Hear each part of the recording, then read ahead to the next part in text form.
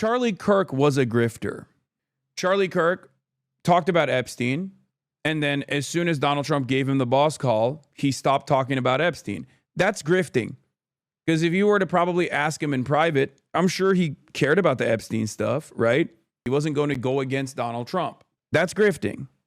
Marjorie Taylor Greene, I think, sincerely believes some of the anti-Semitic conspiracies. Like, there is a level of genuine resentment, I think, that exists, which makes it easier for her to do this pivot.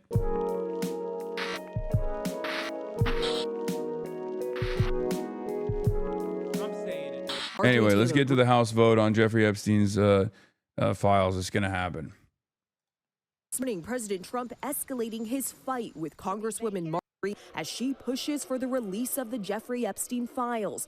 The Georgia Republican, who is once one of Trump's most loyal allies, now says the president's attacks are putting her life in danger, posting in part, "A hotbed of threats against me are being fueled and egged on by the most powerful man in the world. His aggression against me is completely shocking to everyone." In a string of posts on social media over the weekend, the president writing, "I'm withdrawing my support and endorsement of Greene," claiming she betrayed the entire Republican Party, calling her a ranting lunatic and a traitor. Greene in part responding, "He's coming after me hard to make an example to scare all the other Republicans before next week's vote to release the Epstein files." She's one of 4 Republicans who joined Democrats to sign a petition that forces the House to vote to demand the release of the full files on the convicted sex offender. It seems like very rich and powerful men are being protected. This weekend's public blow-up comes after months of tension. Greene recently criticized the president over his focus on foreign affairs rather than domestic issues, opposed his administration's bailout of Argentina's economy, and blasted Republican leadership during the government shutdown. But Greene says Trump turned on her over the Epstein files. So the president dismisses all of this as a hoax, yet he's now demanding his attorney general investigate ties between prominent Democrats and Epstein. All of that just days after Congress released thousands of pages of documents on Epstein, many of which mention Donald Trump by name. Now, that vote in the House to demand the full release of the files is expected this week. But even if that passes, it's unclear where it goes in the Senate, and GO President Trump is very unlikely to sign on. Okay, Selena, and there is more to talk about this. Thank you so much. Let's go ahead and bring in Chief Washington Correspondent Jonathan Karl, who's going to be hosting This Week later this morning on ABC. So, John, what should we be looking for this week with the House vote on releasing those Epstein files? Hey, good morning, Gio. The first thing you look for is how many Republicans actually vote in favor of this. Look, the president tried, as you heard Selena recount, he tried mightily to prevent a vote on this from happening, to the point of bringing one, member of Congress, one ally, Congressman Boebert, to the Situation Room to meet with the Attorney General and the FBI Director. He tried mightily to keep this from happening. The vote, it now looks like, will be happening. And what I'm looking for is just how many Republicans cross over and vote for it. I think the number could be quite large. It could be 40, 50, maybe even more than that. Absolutely. Okay, let's switch gears here, because it was just last week that the government shutdown ended, but so much has happened, it seems like we've forgotten about it. What's next in terms of the fallout here from the shutdown? Well, I mean, now the big question is political fallout. Democrats shut the government down, refused to vote for the temporary spending bill because they wanted to push for something to help with rising health care costs. Those Obamacare subsidies run out at the end of the year. There's some 20 million Americans who are poised to see their health care premiums skyrocket. Democrats didn't get anything, but now they're going to take that issue into the midterm elections. And Gio, let's not forget, I don't mean to worry you here. I know you've covered so much of the impact at the airports, but this is only temporary funding. This only goes through the end of January. I don't expect another shutdown at the end of it, but they need to come up with another agreement to fund the government for the rest of the year.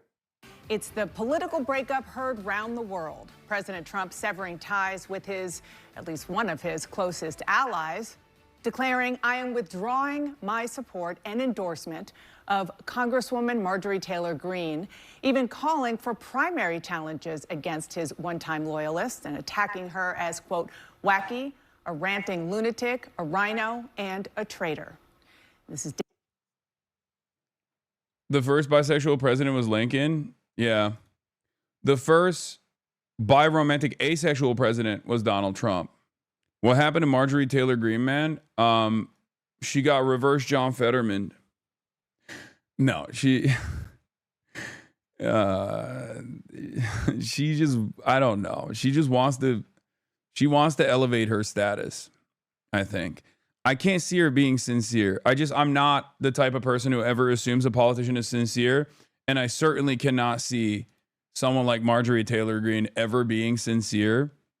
Reporter just asked Trump about Fuentes and he lied about Mamdani, Lemafayou. Do you think if people try pressing Trump on Fuentes stuff and like right-wing infighting, that eventually Donald Trump will try and use me as a foil, as a counter, to be like, well, there's this Hasan guy and he said he hates America. He hates America. He's in China right now. Why doesn't he say? Why doesn't he stay in China? Marjorie Taylor Greene sees the writing on the wall and is doing what she can to elevate herself, like you said. Yeah. I think that Marjorie Taylor Greene sat through that hearing from the victims and couldn't ignore it, to be honest. It could be that. It could be that he is, she told Dana Bash to have Fuentes on CNN. Wait, he watches Fox, is bound to happen? Is 2027 Hasanabi is on day 670 of China Stream and is now exclusively in Mandarin. People I see on the left too often keep making the mistake of assuming that just because someone is dumb and into dumb beliefs, they can't lie about them and change them to get the most out of their situation. I used to think Marjorie Taylor Greene is a true believer. Like, even if she's insane, like, even if she's anti-Semitic, insane, believes like QAnon conspiracy, stuff like that, I always thought that she was sincere. Do you know what I mean? Like, I thought she was genuine in her madness, rather than someone who was like cynically leaning into these kinds of metas. Like it just doesn't, like, I think she's really crazy. You know, I don't think she is faking being that crazy because she like lucked into a vein at the heart of the Republican Party, if that makes sense. Allegedly, this is the reason between MTG and Trump or AOC. I can't click on it because it's routing through Hong Kong. So Hong Kong doesn't have TikTok. Do you actually stand by what you said about the Gundam community? What did I say about the Gundam community? I don't remember. I live in the Charlotte area, and that this ICE shit is going on here is genuinely turning some MAGA people I know around because they're attacking their favorite minority-owned restaurants. Yeah. I mean, I told you guys that this would happen. The quickest way to get PR status and a direct gift from the Chinese government only like 3 people in the world has is to find previously unknown records of the Nanjing massacre and turn it into the local Chinese embassy. Search up Evan Kale on BDBD or just in general. No, I know that guy. There was a pawn shop owner in America that got a photo book famously on TikTok, and he browsed through the photos, and he saw some of the scariest photos he had ever seen in his life, like atrocities, right? And he was flipping through the book, and he was like, what the is this? And it turns out it was a photo book, I think of like, was it a Western photojournalist who happened to be in Nanjing while the Japanese were slaughtering the Chinese population there? And he handed the photo book off to the Chinese government, and he got like one of the highest honors. Yeah, it's a crazy story because it's really f***ed up because Japan basically did the Holocaust, right, in China, but they never took accountability for it, and they were able to evade it because America kind of let them get away with it in exchange for all of the horrifying chemical, biological weapon testing that they had done in order for the scientific discoveries that they got through Unit 731. America basically gave them pardons or let them get off easy, like a lot easier than they would. And there was never a historical acknowledgement. Yes, more deaths in the Holocaust. Yes. The Japanese, Japanese imperialism in the Asia Pacific region was insane. And in China alone, I believe they killed 20 to 30 million people. I don't know the exact number. Atrocities that they've never acknowledged. I mean, they've done it. They've done horrifying things to the entire Asia Pacific region. But in China specifically, with Unit 731, they were doing crazy tests, like Dr. Mengele style tests. Like they were basically doing their own. Are you being forced to say this? Blink twice if yes. Yeah, I'm being forced to say this, which is why I've said it before I came to China. Evan Kale is a true friend of the Chinese people. All he did was the common sense thing to do, acknowledge historical truth. Yeah, human experiments, things like that. Because of the Japanese, we found out that the human body is like 70% water. They literally did insane experiments. Yeah. Wait, how the fuck did I get here? What was I talking about? I forgot. Japanese leaders have acknowledged / apologized for it. It's not. I think it's more. Really?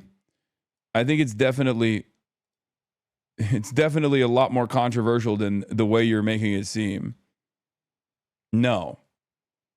I mean, famously, Shinzo Abe stood and posed in front of a plane that had the number 731. That was a huge controversy. There's still no argument for reparations towards China whatsoever. They've barely acknowledged the comfort women, the Korean comfort women situation. And also, they still have monuments. They still have monuments where they venerate all of the former Imperial Army generals and like all of these horrifying war criminals. And as far as the punishments go, America did let them off fairly easy, specifically so they could get access to the Unit 731 research that they conducted. No state recognizes their atrocity, sadly. No, we're talking about World War II. It's very different. Germany was forced to recognize their atrocities. Germany was forced to recognize the Holocaust. Germany was forced to pay reparations. Japan got off much easier than Germany, partially because America nuked them. That's the other reason. America wanted to test out their new weapon and did something heinous. And that's one aspect of this story. But that was, I think there should have been a recognition. The most recent Japanese PM that was pro-China and tried to close the U.S. military base was pretty much forced to resign by the Obama administration, Yukio Hatoyama. Anyway, the guy, that white guy at the pawn shop got super high honor from the Chinese government for finding this like incredibly important historical artifact, basically. Some of the, it was new documentation of Nanjing and the atrocities that took place there. And of course, that is incredibly important for the Chinese population. Anyway, where were we? Except CCP and Korean governments use Japan to stoke nationalism, so it isn't just a matter of apology. What do you mean, stoke nationalism? Brother, that's crazy. I mean, come on. They're right there. They've never openly recognized or fully apologized for it. Yeah, no sitting Japanese prime minister has ever apologized for it. Only a couple of retired ones later in life did. The most a sitting Japanese prime minister has ever done is acknowledge it, is to call their war crimes unfortunate collateral deaths caused by war, never war crimes. What is this? 731 relevant. Never mentioned My Hero Academia in Chinese streets. A male cosplayer has sparked massive backlash. Wait, why? Dressing as a character from the controversial Japanese anime My Hero Academia at the Chengdu Shijiaxian Comic-Con. When other cosplayers tried to persuade him to remove his half-red, half-white wig, he refused. Moments later, someone rushed up and ripped off, triggering pushing and chaos in a crowd. So why was there so much anger over? Wait, what the? Well, I don't know what the. My Hero Academia once caused outrage in China for naming a character Chiga Maruta. Maruta was a slur used for Chinese victims of Japan's notorious Unit 731 Oh. one of the most serious war crimes Japan committed to China during World War II. Why Chiga refers to a type of bacteria used in those experiments. Even worse, the anime depicts the character as a scientist, experimenting on others. The anime was harshly boycotted and later pulled from the Chinese platforms. So when someone chose to cosplay a My Hero Academia character, especially during China's National Day holiday, many saw it as insulting and provocative. That's crazy. I didn't know that. I didn't know that either. Famous in China, My Hero Academia is banned in China. Everyone is supporting it. Oh, that's crazy. What the? In the end, would you say Japan or Germany received the shortest stick from America? I think it's hard because we nuked Japan twice. And I mean, Dresden was pretty crazy, right? So like there is, I don't know. I mean, at least like, at least we made Germany acknowledge. We made Germany acknowledge its horrific war crimes as opposed to Japan. But ultimately, we use both of these countries as a base. So, and we played a role in. I mean, we wrote the Japanese Constitution. Like we Dresden, Tokyo, we firebombed Tokyo, and then nuked Hiroshima and Nagasaki. So Germany was an aggressor nation in World War II, yet the West treated German reunification as a righteous and necessary, yet for some reason denying reunification of Taiwan and China is also seen as righteous and necessary. Yeah, I mean, it's a part of foreign policy. Let's be real. Trump comments on the Tucker Nick interview. Oh, shit. Things are getting spicy.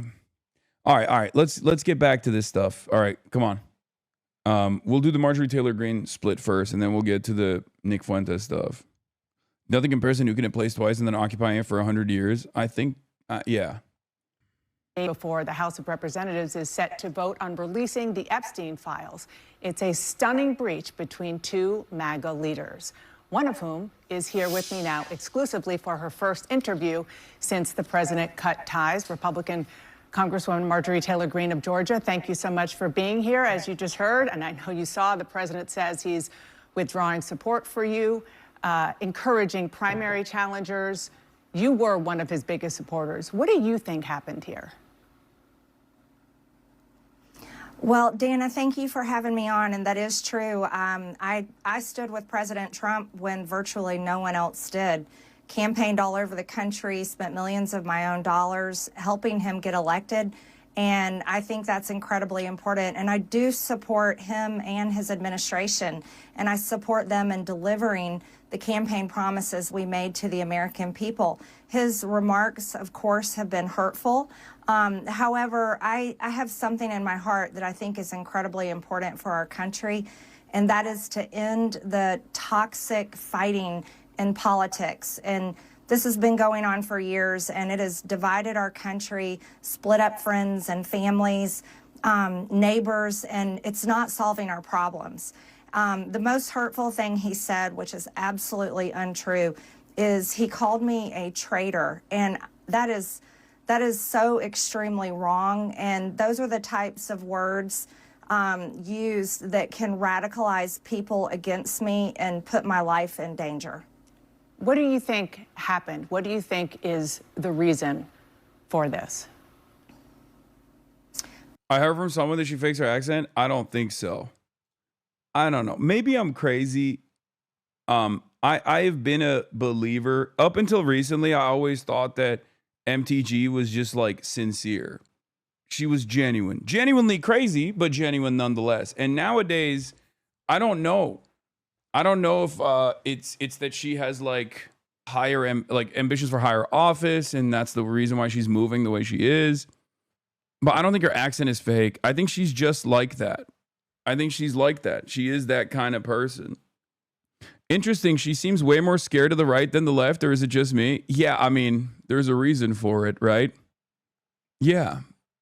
I think when push comes to shove, we all know that there's one side that is responsible for the overwhelming majority of political violence, and it's not the woke, non-binary, septum-piercing having they Dems, okay? It's the base. It's the right-wing base. That is where a lot of this violence comes from.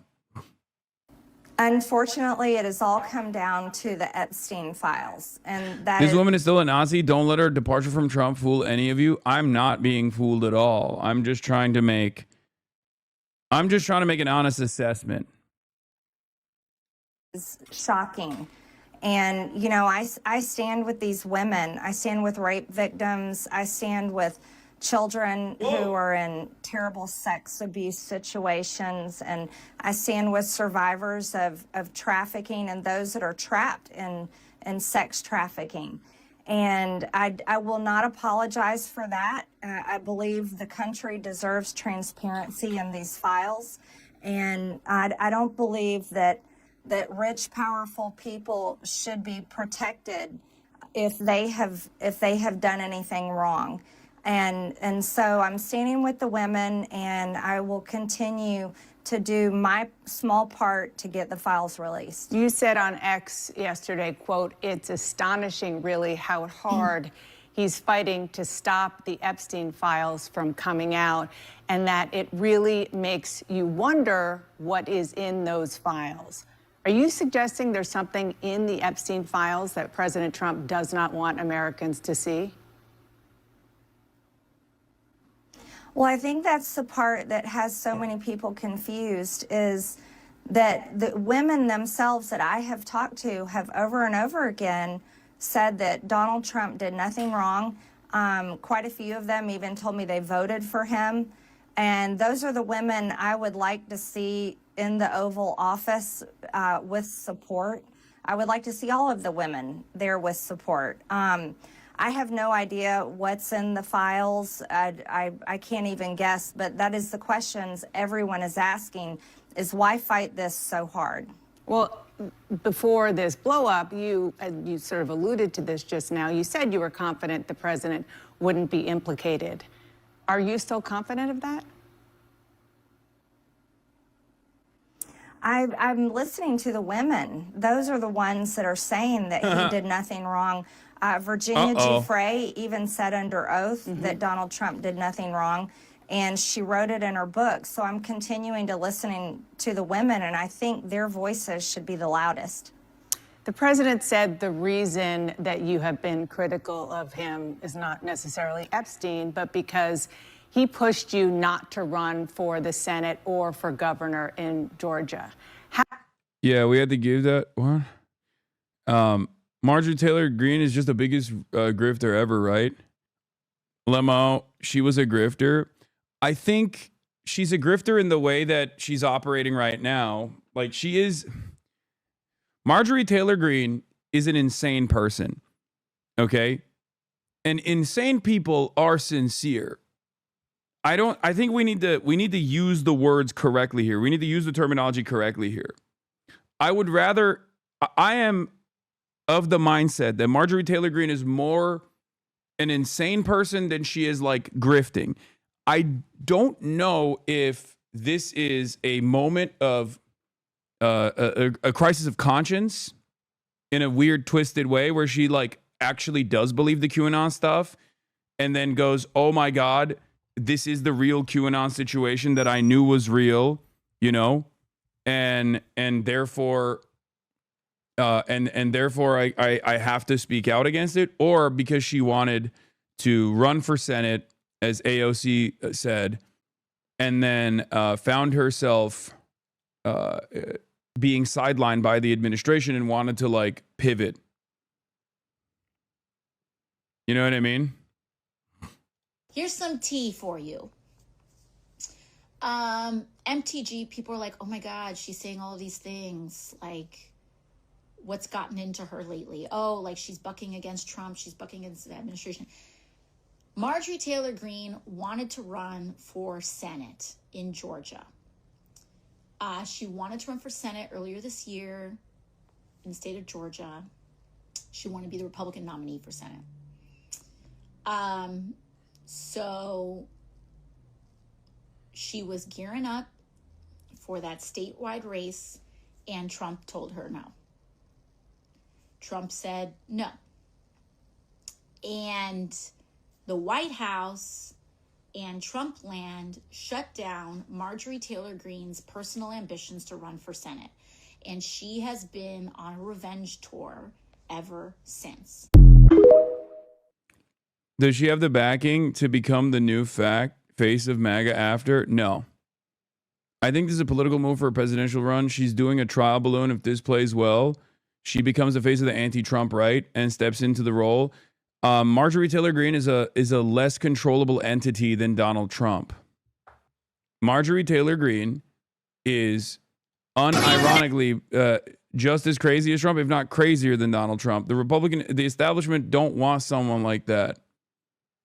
The establishment don't want someone like Marjorie Taylor Greene. They want J.D. Vance. Or, I mean, there's different forces within. There's different forces at play. You have the tech bro, Silicon Valley freaks. They want J.D. Vance. The establishment Republicans wanted Ron DeSantis. Only the base wanted Trump.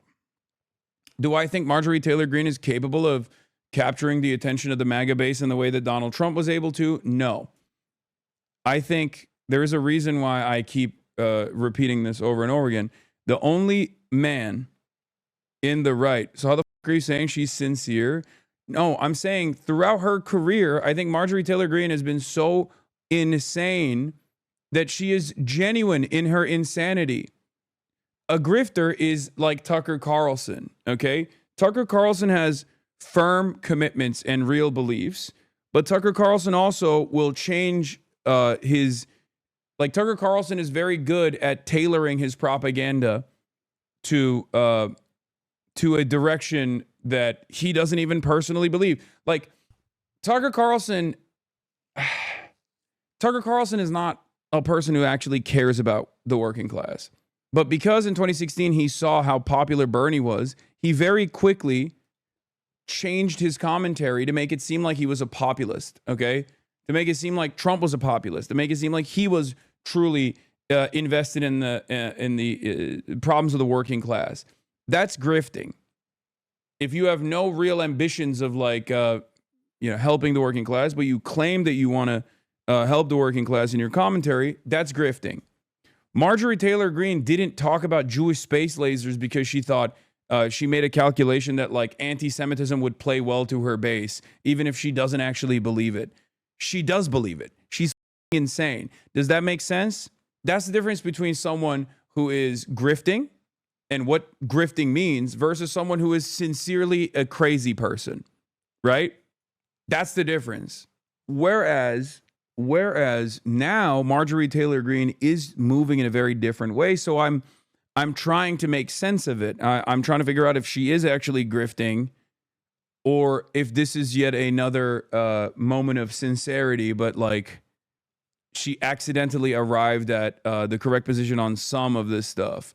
Now, that doesn't really mean much because ultimately the rest of her worldview is still horrifying, right? Is dog shit. Okay, I need to figure out a way to make this darker without auto ISO is not working well for me right now. I think that seeing Charlie Kirk get assassinated in public buck with her. No, I don't know if that was what did it. I think the grift was the over-the-top behavior. Certain things made her popular, and she played into them really hard. Crazy people have ambitions too. True. My theory is that someone like Marjorie Taylor Greene or Lauren Boebert, who are new blood in politics, are sincerely invested in unveiling the truth, whereas elected officials who have familiar connection to politics, lineage of established politicians, not going to want to with their bag and go along to get along, not stand for anything insane, but actually wants to drain the swamp. No. Marjorie Taylor Greene danced in the sunlight tweet from 2024. For my Republican colleagues in the House and Senate, if you're going to release ethics reports and rip apart our own that Trump is appointed, then put it all out there for the American people to say yes. All the ethics reports and claims, including the one I filed, all your sexual harassment and assault claims. Yeah. I can't tell. I'm not making sense of shit. We live in a bizarre world. Trump blew Clinton. I'm not predicting shit about anything. I don't think Trump blew actually give a blowjob to. Come on, Hasan. We both know if Trump endorsed MTG for Senate, she'd be fighting just as hard not to release the Epstein file. She's a grifter. I think that's true. I think you're right. I think you are right, chatter. I think Marjorie Taylor Greene is moving away from sincerely delusional to calculated grifter era. That's my assessment. That's how I feel about this. Is there some truth to her resentment here? Surely, right? Especially if you are to assume especially if you are to assume that she was, you know, a real QAnon supporter, right? And wasn't doing it cynically. Like, there is a level of genuine resentment, I think, that exists, which makes it easier for her to do this pivot. But Charlie Kirk was a grifter, okay? Charlie Kirk was a grifter. Charlie Kirk talked about Epstein, and then as soon as Donald Trump gave him the boss call, he stopped talking about Epstein. That's grifting. Because if you were to probably ask him in private, I'm sure he cared about the Epstein stuff, right? But he wasn't going to pick up the bag. He wasn't going to go against Donald Trump. That's grifting. Marjorie Taylor Greene, I think, sincerely believes some of the anti-Semitic conspiracies, and that's probably playing a role in her genuine beliefs about Israel, rather than just like tackling, rather than just like identifying a point of weakness, a void in the media landscape that she wants to fill by being the anti-Israel candidate. I don't think it's that calculated. I think for Tucker Carlson, it's that calculated, but I think for Marjorie Taylor Greene, it's not that calculated. I think she genuinely is like, yeah, Jews are up to some shit, and you know, Israel is a part of that, and I'm gonna address it. So that's what it feels like. This is not to give her any credit, but I do think Marjorie Taylor Greene's whole arc is genuine in the sense that it's what would probably happen if you took any insane Facebook commenter and made them actually experience legislatively dealing with the Republican Party for a couple years. You think Marjorie Taylor Greene saw the writing on the wall with Israel? No, I think that plays a role in it. That plays a role in it. I think if Donald Trump was pro Marjorie Taylor Greene and was like, oh yeah, you should run for Senate, I'll give you, I'll help you get a Senate seat, then she probably wouldn't be as aggressive on the Israel stuff. She definitely would be defending Trump with the Epstein stuff, for example.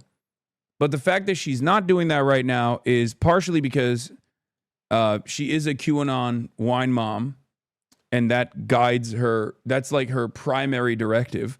That's what a lot of her worldview is built on top of. But the other reason why she's doing it is because I think she also identifies that this is a point of weakness where she can make a name for herself. How and when did he do that? Well, that is absolutely not true. Actually, I never had a conversation at all with the president about running for Senate or running for Georgia. And those were decisions I came to on my own, that I don't want to have anything to do with the Senate. I think the past 2 months of the government shutdown should have shown America exactly why I would never want to be there. I think it's a very broken institution that serves the uniparty and doesn't serve the American people and how they vote.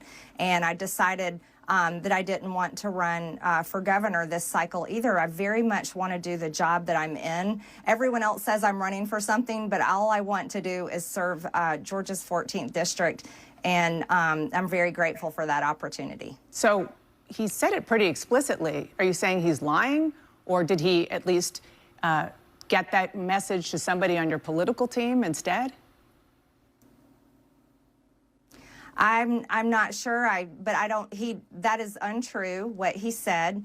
I don't know if he's being fed wrong information. I honestly have no idea in that area, but it is absolutely factually not true. Nor have I called him, and White House logs would prove that. His own cell phone records would prove it. I have not been calling the president, but I did post messages that I had sent to him, and that was to protect, get involved. This is important. The American people want the Epstein files released. And, I've stood with the president. I have disagreed with him at times, Dana, and I'm allowed to do that. I think that's the most important thing we can do as Americans. And I'm urging my party. I've been putting massive pressure on my party and our speaker to pass the agenda that the American people vote for. That's the agenda that I fought for. Those are the campaign promises I made. And I can disagree with the president at times, particularly this past Monday on the Marines' 250th anniversary, when he honored the new Syrian president, who is an al-Qaeda terrorist and was wanted by our government for years with a $10 million bounty. up until March of this year. I very much... I had to change the lighting up a little bit because it's like not... I think it's a lot better now. It was too yellow in the room. Trump's turn against MTG only bodes well for her future prospects. No, I don't think so. And the reason why I don't think it bodes well for her future prospects is because MTG, one, I don't think Marjorie Taylor Greene, maybe I'm wrong about this, but I don't think she speaks to the same frequency that Trump is able to tap into. Okay? That's number one. Like, Marjorie Taylor Greene is not going to be able to hold the base together. You need to be a lot more charismatic. You need to be a better storyteller. You need to be like Trump has been able to present himself as more moderate than we give him credit for here on the broadcast, because like we know exactly what he's trying to do. But for the average American, in both the elections that Donald Trump won, he was able to tap into I'm a different type of Republican successfully, right? The only time he lost was when, he was the incumbent and people knew exactly what type of Republican he actually was, right? It was in the heels of COVID, all this stuff. And what I mean by that is, like, with respect to Israel, for example, Trump always took this like weird middle of the road statement. He kept saying he was a peace president. That is, and liberals often don't understand this, but like that is a moderate presentation, positioning himself against Republicans as well, like Republicans that he identifies as bad Republicans, like ones that always want to wage war. Now, it's not real. Obviously, this is a lie, but the positioning is still there, and it's important to acknowledge it. And that positioning is a moderate positioning. Now, Marjorie Taylor Greene is a little too kooky, I think. A little too cuckoo for Cocoa Puffs, if you know what I mean. Yeah, I saw this tweet. It's funny. The artist. Yeah. It's so crazy.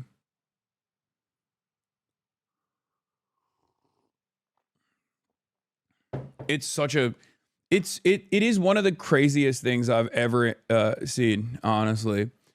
I just don't... Is JD Vance this much better than her? He did the spread the Haitians eating cats and dogs. No, I think JD Vance is also a loser in a popular contest. But Hasan, that's not the argument I was making before. You might be right that she can't garner the same support, but the point is, threat, she is trying to. She's making a political move to it. Whether or not she'll succeed is another question, but her ambition... yeah, no, that is definitely her ambition. Like I was saying, I don't think that the way she's operated so far will be helpful unless in a weird way, she also is tapping into that Trump heterodox method of moderation on certain issues. Because, like, if her goal is to win over the populist wing of the party that is super pro-Trump, she's going about it the wrong way by attacking Trump. You got to brown nose him, and you got to be in the inner circle. Especially as it stands, I don't think she's powerful enough to be able to thwart or pull away people from Trump's base. I think that was very hurtful to the great men and women who served over in the Middle East and were sent there, and many of them that were killed and injured and live with PTSD to this day from fighting al-Qaeda. So there's things I disagree with, and I'm allowed to do so. Well, you mentioned the Syrian leader at the White House. You've also been critical of President Trump over foreign entanglements, H-1B visas. Now he's moving military assets towards Venezuela. I do want to play something that he said this week. Don't forget, MAGA was my idea. MAGA was nobody else's idea. It's me. I'm MAGA. MAGA wants better than anybody else. And MAGA wants to see our country thrive. Do you agree? Do you think he represents the MAGA movement as he once did? Well, what the American people voted for with MAGA was to put the American people first and stop sending foreign aid and stop being involved in foreign wars. They very much deserve to be put first. Cost of living is far too high. Health insurance is completely out of control. And those are two issues I've been very vocal on for months and months now, long before Republicans were shocked when those big losses came on this past Tuesday's election. So I think that the American people deserve to be put first. That's what Make America Great Again meant to me. And I think that President Trump can do that if he refocuses his effort. And I think that's what I want to see. I think that's what the country wants to see. Even if he's attacking me, I do want him to be successful for the American people. So sounds like you're saying that he is not representing the MAGA movement that he started right now.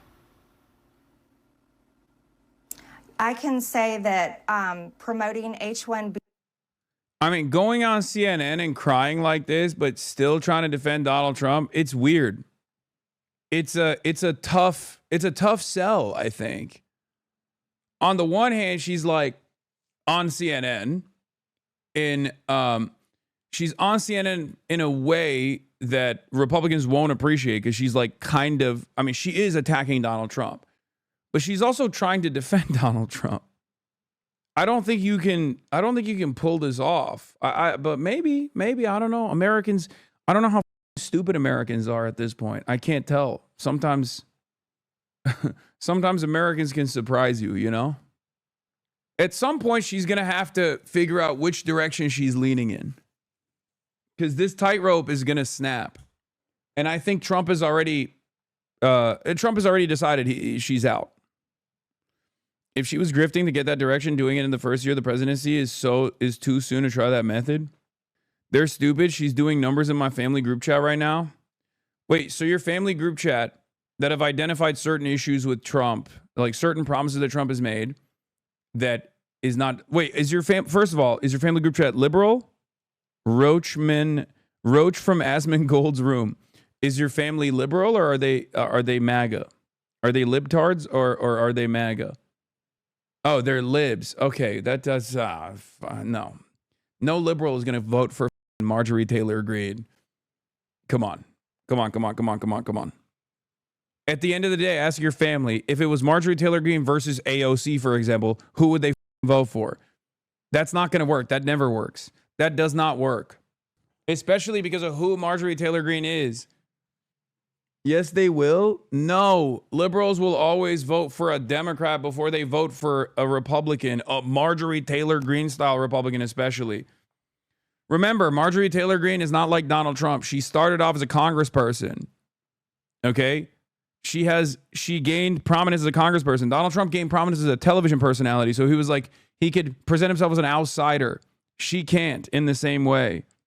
And Donald Trump was able to present himself as an outsider, and that actually allowed him to win favors with a lot of low propensity voters, win favors with a lot of middle of the road guys, Obama swappers, you know? He presented a different vision for America, all this stuff. MTG doesn't have that background. It's not going to be as easy for her. She is seen as like a regular ass, well, not even a regular ass Republican. Up until this moment, she was seen as an insane Republican, one of the most like diehard MAGA Republicans. You are right, but never underestimate how much they love Never Trumpers. Liz Cheney or every person on a CNN panel. Yeah, if liberals love Never Trumpers that much, Kamala Harris would have actually won. I'm telling you right now. My whole extended family is Obama Trump voters is crazy. Yeah. Visas to replace American jobs, bringing in 600,000 Chinese students to replace American students' opportunities in American colleges and universities. Those are not America First positions. Subscribe to the Piker Broadcasting Service. Continuing to really travel all over the world doesn't help Americans back at home. I really, and I said this to him, and I will say it out loud, I would love to see Air Force One be parked and stay home, and there be nothing but a constant focus in the White House on a domestic agenda that helps the American people once and for all. Congresswoman, you posted on X that President Trump is, with his comments, fueling a, quote, hotbed of threats against you. Obviously, any threats to your safety are completely unacceptable. But we have seen these kinds of attacks or criticism from the president at other people. It's not new. And with respect, I haven't heard you speak out about it until it was directed at you. Dana, I think that's fair criticism. And I would like to say humbly, I'm sorry for taking part in the toxic politics. It's very bad for our country. And it's been something I've thought. I'm not even saying damn to Dana. I'm saying damn for her taking, acknowledging it.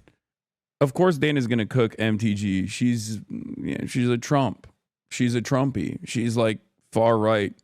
Not only is she far right, but now she's also anti-Israel, which is another thing that Dana hates. I'm just surprised that she's like, yeah, I take ownership over it. It's really toxicity. It's just weird, man. It's weird to see her try to reposition herself like this. I don't see it. Maybe I'm wrong, but I don't understand like how this will be successful for her. For taking part in the toxic politics. It's very bad for our country. And it's been something I've thought about a lot, especially since Charlie Kirk was assassinated, is that I'm only responsible for myself. It's just crazy because she's like, this is a real leopards eating my face moment for her, right?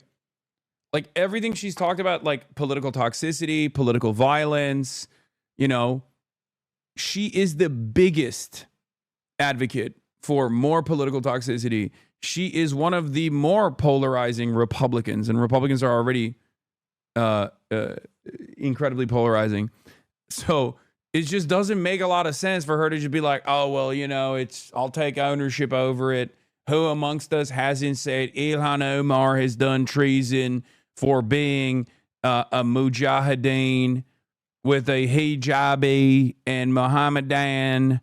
And I've said that she needs to go back to Somalia, but I take ownership over it. Maybe we should not do that. Like, I just don't, like, she is experiencing maybe a fraction of what she's dished out over the years.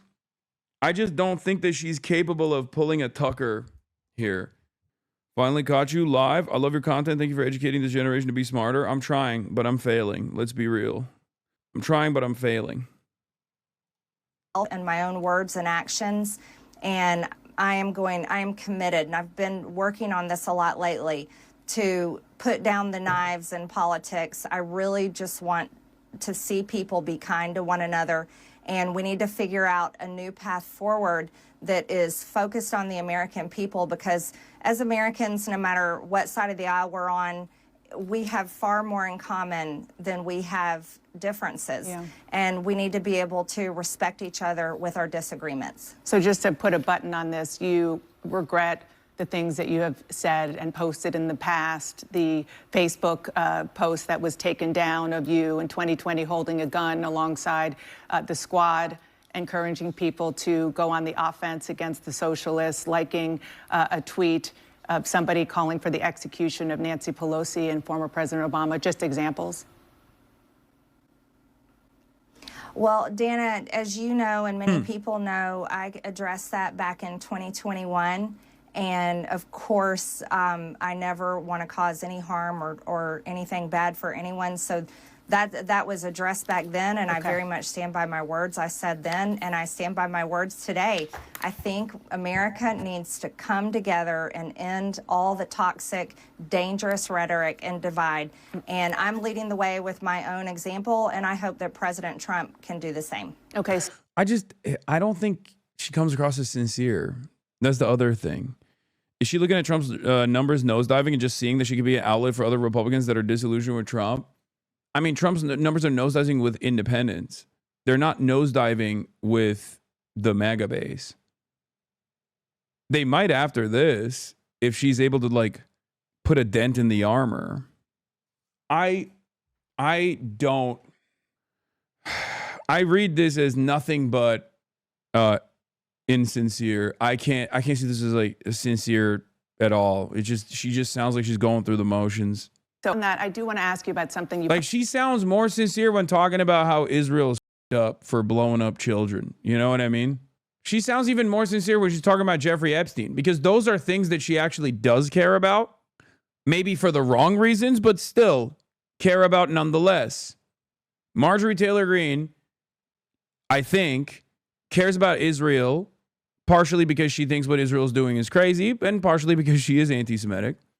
And she cares about Jeffrey Epstein, partially because she believes in the QAnon conspiracies, and partially because she, I think, cares about child predation to a certain degree, right? We saw the real anti-pedophilia Republicans when this Epstein stuff first started blowing up. The people calling into, the what's the dude's name? Fuck, I'm forgetting it now. Jesus Christ. Like the people who were calling, Republican TV shows and radio shows, Glenn Beck's show, and being like, what the hell's going on? I don't know what the hell's going on. Why is Trump behaving like this? This has 9 million. This has 1 million views in 9 hours, and people are buying what she's selling. I mean, I disagree with, no, these are liberals. These are liberals. Wow, she took accountability. That's crazy. That was actually crazy. It doesn't come across as sincere, but it's crazy that she actually is taking accountability. I'm not a Marjorie Taylor Greene fan, but it sounds like a typical GOP. See, this is what I mean. Liberals are eating this up, but that doesn't mean anything. Liberals believing Marjorie Taylor Greene is not going to move the needle. If she wants a higher office, she needs the Republicans to come on board. No liberal is voting for Marjorie Taylor Greene as opposed to these are all liberals. These are all liberals who are experiencing someone who has been an incredibly far-right nuisance in American politics, basically engaging in a heel turn. Liberals love someone coming to their side and telling them that they were right, and she's not even fully doing that. But I think that's part of the reason why a lot of people are responding the way that they are. It's the Republicans that we need to figure out.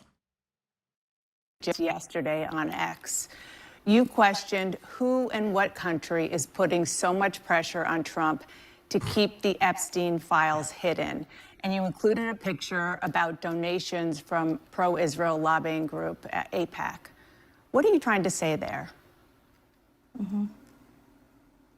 Well, I think it's a question that many Americans are asking, especially when we saw information recently come out in these emails that the Oversight Committee that I serve on has released. And we saw Jeffrey Epstein with ties to Ehud Barak. We saw him making business deals with them, also business deals that involved the Israeli government.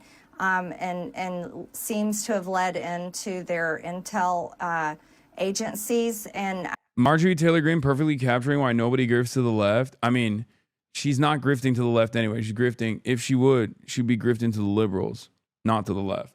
Nobody, and I mean nobody, grifts to the left at all. There is no use for it. There's no reason for it. You just don't do it.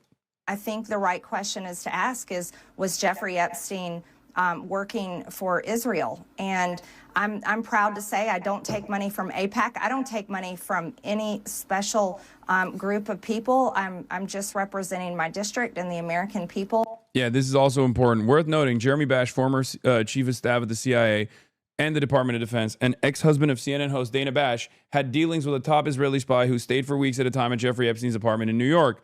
They continued to coordinate privately together for years. So that's another thing you have to remember. Like, Dana Bash is not only super pro-Israel, but she is connected to people who are connected to Jeffrey Epstein. So, there is that. That's important to remember. So, oh God, American politics is so crazy because everyone is to varying degrees of evil. Okay, everyone's got some evil in them.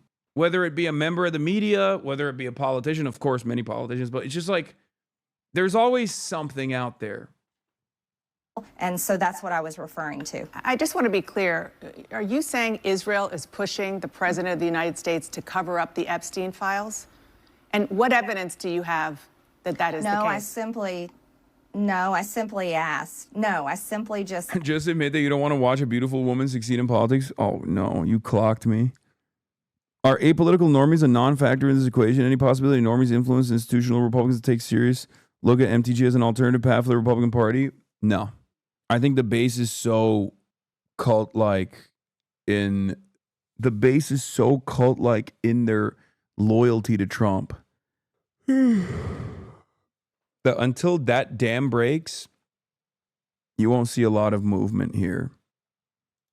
Asked out loud, is there a foreign government? It could be any foreign government, but is a foreign government pushing to keep this covered up? Because people just don't understand the big fight against. Well, you had releasing these AIPAC files. up there. It was pretty clear which government you were talking about. That I'm questioning that government in particular and questioning any other foreign government. Okay, when you're talking about lowering the rhetoric, which is important for everybody to hear from you and all of our elected officials. The Massey Marjorie Taylor Greene bots have been flooding X for about a week now. Come on, man. Oh, he's on his Democratic Party shit right here. This is like very liberal coded. Oh, it's Russia. Oh, it's bots. Hey guys, the affordability crisis is not that bad, okay? Everyone's lying. Your pockets aren't hurting right now, okay? How dare you?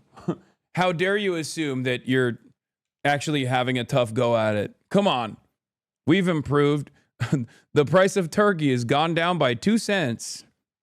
Don't you like marginal and modest and incremental gains? This is hilarious to see in action. But there is some concern, a lot of concern among Republicans about the rise of anti-Semitic hard-right figures in your movement, especially after Tucker Carlson hosted white nationalist Nick Fuentes on his... Okay, I don't think MTG... Marjorie Taylor Greene literally hired Milo Yiannopoulos.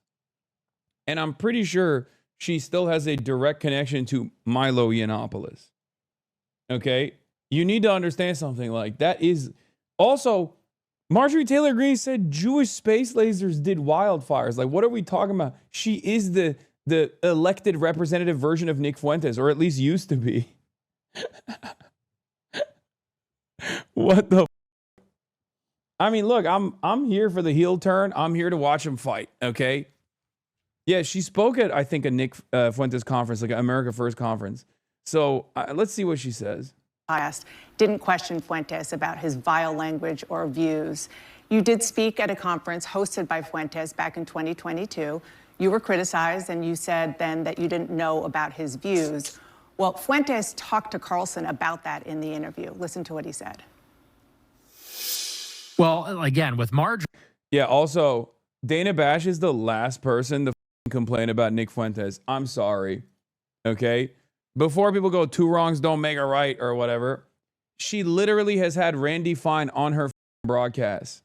Okay? It's ridiculous. And also, Dana Bash herself has similar opinions. Maybe not as extreme as Randy Fine, but like Dana Bash is also pro-Israel, you know? Israel's doing a genocide. Like, this is a real instance of violence that's currently taking place that she is in support of.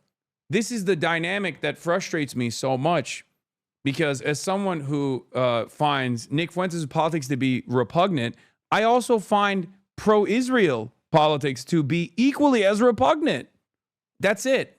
That's what's so annoying about this shit, where it's like, you can, like, this only reaffirms what people see, the inconsistency that people see in American politics, which is you can be as horrible as you want to every single marginalized identity except for Jewish people. Now, many liberals, I don't think, actually operate like that, but members of the media do operate like that, it seems. Like, that's what I'm seeing from the way that they are tailoring their commentary here. And there are others who have also pointed this out. Nick Fuentes is anti-Semitic, but this level of outreach from Dana Bash is disingenuous. CNN has interviewed Randy Fine multiple times, and they've never held him accountable for any of his vicious Islamophobia. They have no problem when other groups are being targeted. Yeah. This kind of stuff is visible first and foremost to the right-wingers, by the way. They see this shit. And when they see that inconsistency, it causes them to lean further into anti-Semitic conspiracies. You know what I mean? It is such a glaringly obvious double standard that I think even the dumbest guy can recognize it. And then they go, oh, I'm noticing. It's like, if Nick Fuentes never said what he has said about Jews, but instead said it about every other minority, as he does, for the record, he does say those things about every minority, right? He would not be in this kind of trouble. It's obvious. I was a friend of hers, and she spoke at my conference, and then the day after, she pretended like she didn't know me. She pretended like she didn't know me and lied and said I had no idea the conference I was speaking at. She knew exactly what it was. What do you say to that? Well, first of all, I defend every single person's free speech rights. I think that's incredibly important. So I don't apologize for that, and I don't believe in canceling people. And I think it's important for people like Tucker Carlson and yourself to interview everyone. I don't believe in trying to cancel someone by refusing to interview them and question them. And I did speak at his conference back in 2022. However, I don't know Nick Fuentes. He's someone I've never exchanged text messages with or phone calls, but I did speak at his conference. That was the first time I had met him that day, and that was it. But I did watch the interview. I watched the full interview with Tucker, and I admire him for interviewing many people as well as exposing a lot of powerful information. I hear what that you're he saying. does on his show. I hear what you're saying about free speech. I mean, count me as guilty as a proponent of free speech. There's free speech, and then there is hate speech. And this is a man invited on a really prominent conservative show who said, even during that interview, he had a problem with, quote, organized Jewry, and he wasn't challenged on it. In the past, he had... Yeah, once again, why free speech and there's hate speech? Okay. CNN host attacked Tucker Carlson for hosting Nick Fuentes. Fair enough, but they've hosted Randy Fine multiple times, who has been openly as violent and as racist as Fuentes. But because Fine called for violence against Palestinians, CNN sees that as just standard political discourse. And Randy Fine hasn't just called for violence against Palestinians. He's also called for violence against Muslim congresspersons like Ilhan Omar, for example, and Muslims in the United States of America. Randy Fine is more overtly Islamophobic than even Nick Fuentes is overtly anti-Semitic, because like there is still a degree of stigma, institutional stigma specifically, around anti-Semitism. So Nick Fuentes has to like dial it back, and it still comes out, right, at times, but no such institutional stigma exists for Islamophobia. So Randy Fine gets to say whatever the he wants about Muslims. And the thing is, this is a reality that Nick Fuentes himself is aware of, and he will use to his advantage. Here it is. Look. Even those people that are criticizing Israel. Because to say it's about Zionism or about a genocide is really just not even... Are you okay with anti-Semitism but not Islamophobia? Can you point to a single moment where I've said I'm okay with anti-Semitism? Can you actually point to a single instance where I've ever actually allowed anti-Semitism to manifest in this community? You can't. I fight against anti-Semitism every single day. Every single day. My bad, King. I was curious. Okay. What's frustrating about this process, like what's frustrating about this dynamic, is that it also feeds into anti-Semitism. That's it. Like it's just, bro, why are you streaming? Go have some soup dumplings. First of all, it's 9 a.m. The whole picture here. So Dasha Nekrasova got fired by Hollywood for hosting an anti-Semitic person that says Jews run Hollywood. Insane. But we all know this is how it goes. We all know this is the way it works. What do you think about Mohammed El-Kurd tweet about Jewish supremacy? Israel is a Jewish supremacist nation. Zionism is a Jewish supremacist politics. It's a Jewish supremacist ideology. It's fascist. It is true. I don't even know what Mohammed El-Kurd said, but everybody gets so in their feelings about this, but there is a degree. It's interesting because Zionism is billed to the in-group as a Jewish supremacist ideology, except at the same time, it does have a higher degree of priority for whiteness as well, which is part of the reason why you have like 1 million Russians who aren't ethnically or religiously Jewish that have Israeli citizenship, for example. So like, it's first and foremost a settler colonial project, right? So it's not even like it's more complicated than black and white, if that makes sense. Also, yeah, Dasha is a great example of this inconsistency. Dasha from Red Scare has been photographed dressing a target as in the gun range as a Palestinian. She's friends with other Nazis as well. She's done a whole bunch of stuff. She's said horrible things. She has been actively presenting herself as like a reactionary.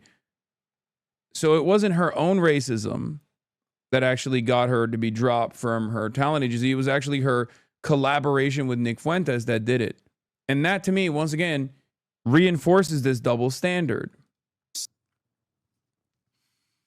And you have to consider the following. When Trump got elected, there was this feeling that cancel culture was over, right? Am I wrong in saying this? A year ago, I think you could even say it was the consensus that comedy had been legalized and cancel culture is over, and a spirit of liberalization, and by that I mean openness, had come to America.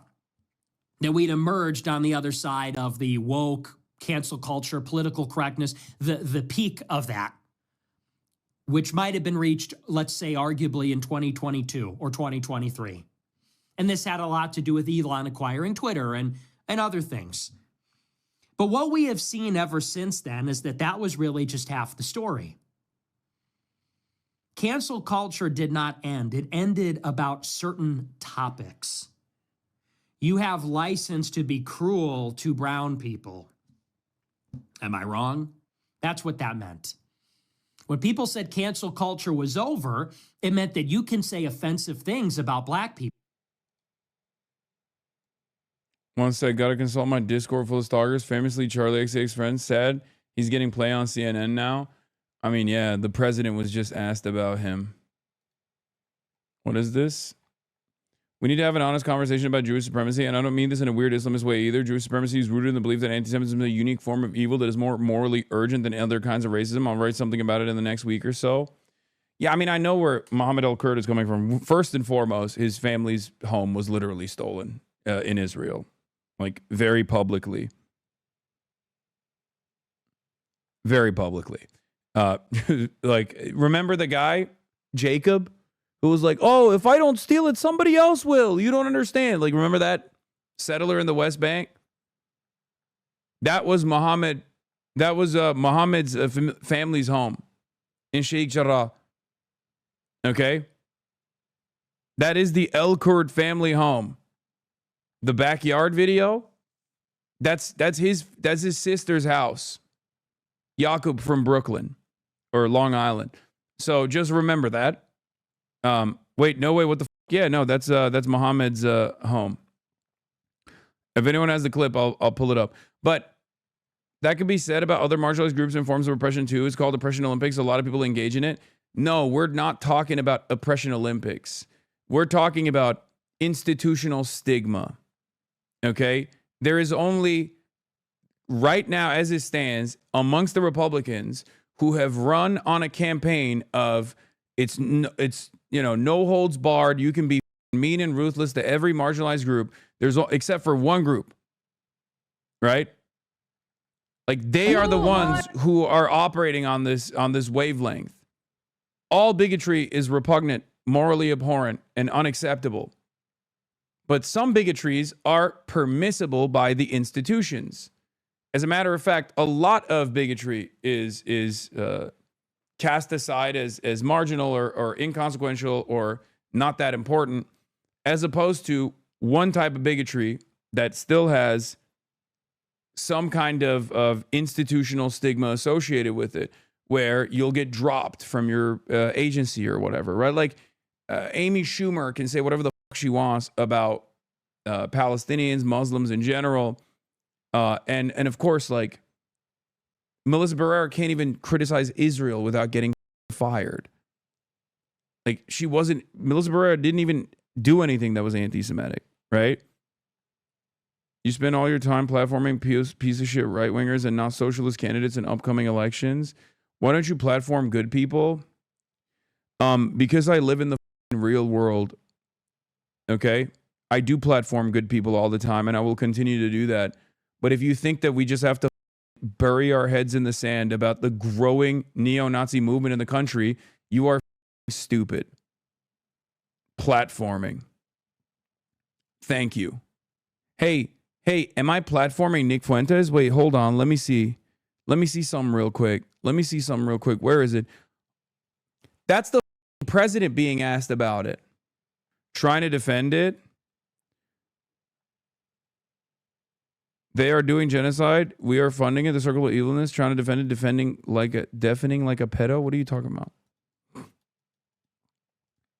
You guys must be getting exhausted. What is this guy saying? Imagine a world in which criticizing Saudi Arabia would get you dropped by a talent agency in the U.S. That's what we have for Israel, but it's not even a one-to-one. Yeah.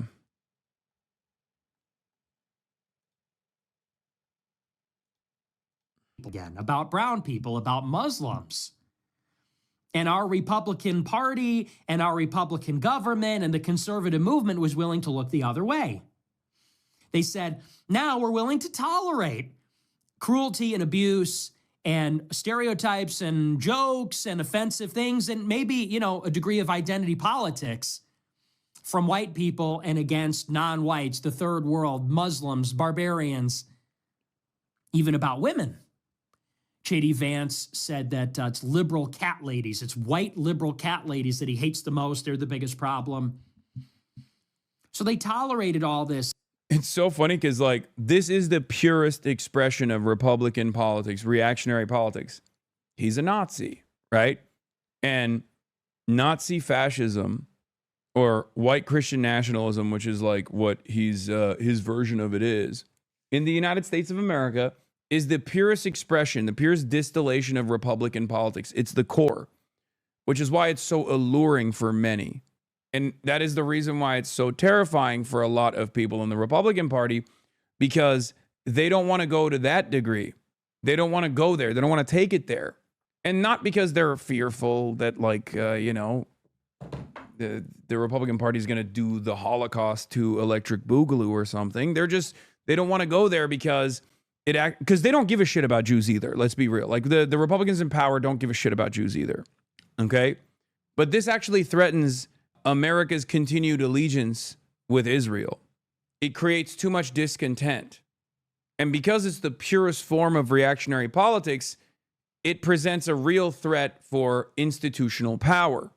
Because if you were to have someone who actually is genuinely anti-Israel and genuinely anti-Semitic, then all of a sudden, if they were able to win office, then they could change the trajectory of American foreign policy, at least in the way that Americans, in the way that the State Department deals with Israel, in the way that State Department has a seemingly never-ending loyalty to Israel.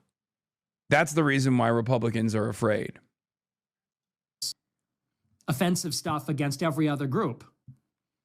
But what was happening all the time is that, of course, who was the Nazi that got punched? Was that Fuentes? No, that was Richard Spencer. Is that you could never criticize the Jews in Israel. So the left can hate on white people, the right can hate on non-white people, but nobody is allowed to say anything about Jews. Nobody is allowed to say anything about Israel. And isn't that up? I don't care if you're from the right or left, or you're white or black. We can all agree that that is basically the arrangement.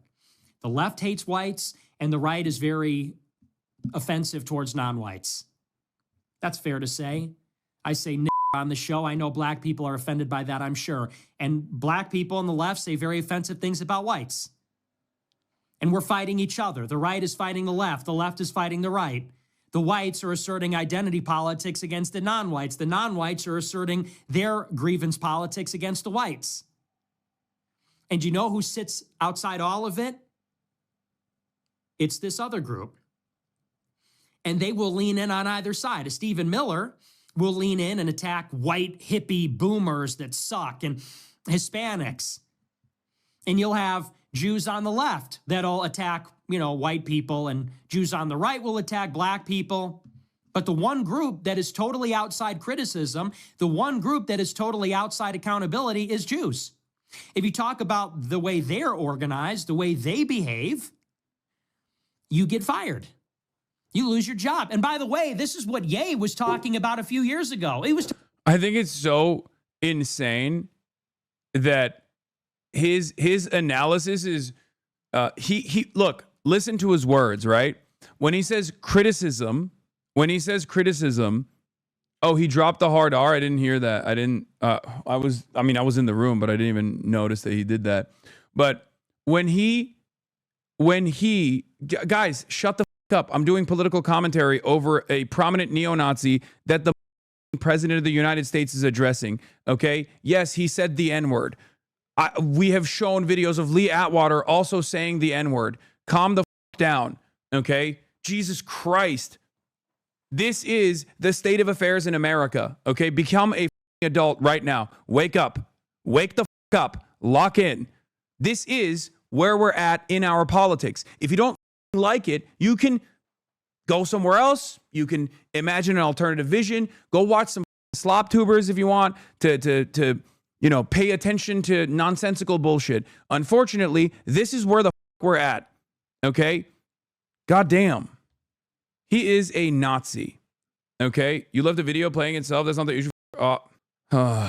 Maybe woke with they, but I don't think it's okay to leave this playing without you being in the room to address it. If his words are playing on screen and don't push back, some idiots are going to get duped.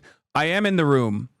I'm literally right there. I'm in the corner of the room getting putting coffee in the coffee machine. Okay? Listen, one of the things pay close attention to his words. One of the things that he's doing here, aside from saying the literal N-word, is that he is trying to make it seem like his racism is actually simple criticism and accountability. It's bullshit. Okay? It's bullshit. Where he turns around and makes it seem as though, like, oh, well, conservative Jews hate black people and liberal Jews hate white people. Everyone gets to hate on everybody except for Jewish people, right? He masquerades or tries to make it seem like pure unfiltered racism and bigotry is actually not an idiotic form of hatred, but instead reasonable criticism, right? It's ridiculous. Hasanabi's not saying it's based in true. He clearly doesn't agree with him. Obviously, I don't. People are just 2 to 3 years ago, you try to not give this idiot attention, and now his name and actions are being brought up directly to the president. What a timeline. I know. And you have to understand. You have to understand something, okay? None of this is acceptable. In polite society, none of this should be acceptable. I'm in favor of no bigotry, not all bigotry. If Nick Fuentes is in favor of all bigotry, I'm on the exact opposite of that, where I'm saying none of it is acceptable. But the very fact that the media does have a carve out almost that they cynically weaponize too, because it's not just the media getting mad about anti-Semitism. It's also oftentimes the media getting mad at things that aren't even anti-Semitic that they present as anti-Semitism.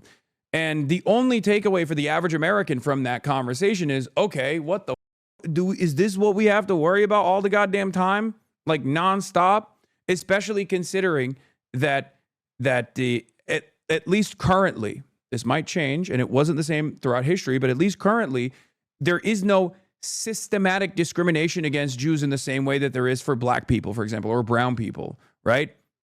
There is discrimination against Jews. Jews are a marginalized population, at least historically, right? And people still do hate crimes against Jewish people, but there is no systemic discrimination against Jews in contemporary American society in the way that it used to exist. Like Jews not being able to go to college, for example, or Jews not being able to Jews being systematically discriminated against. That used to exist in this country. In modern society, it does not.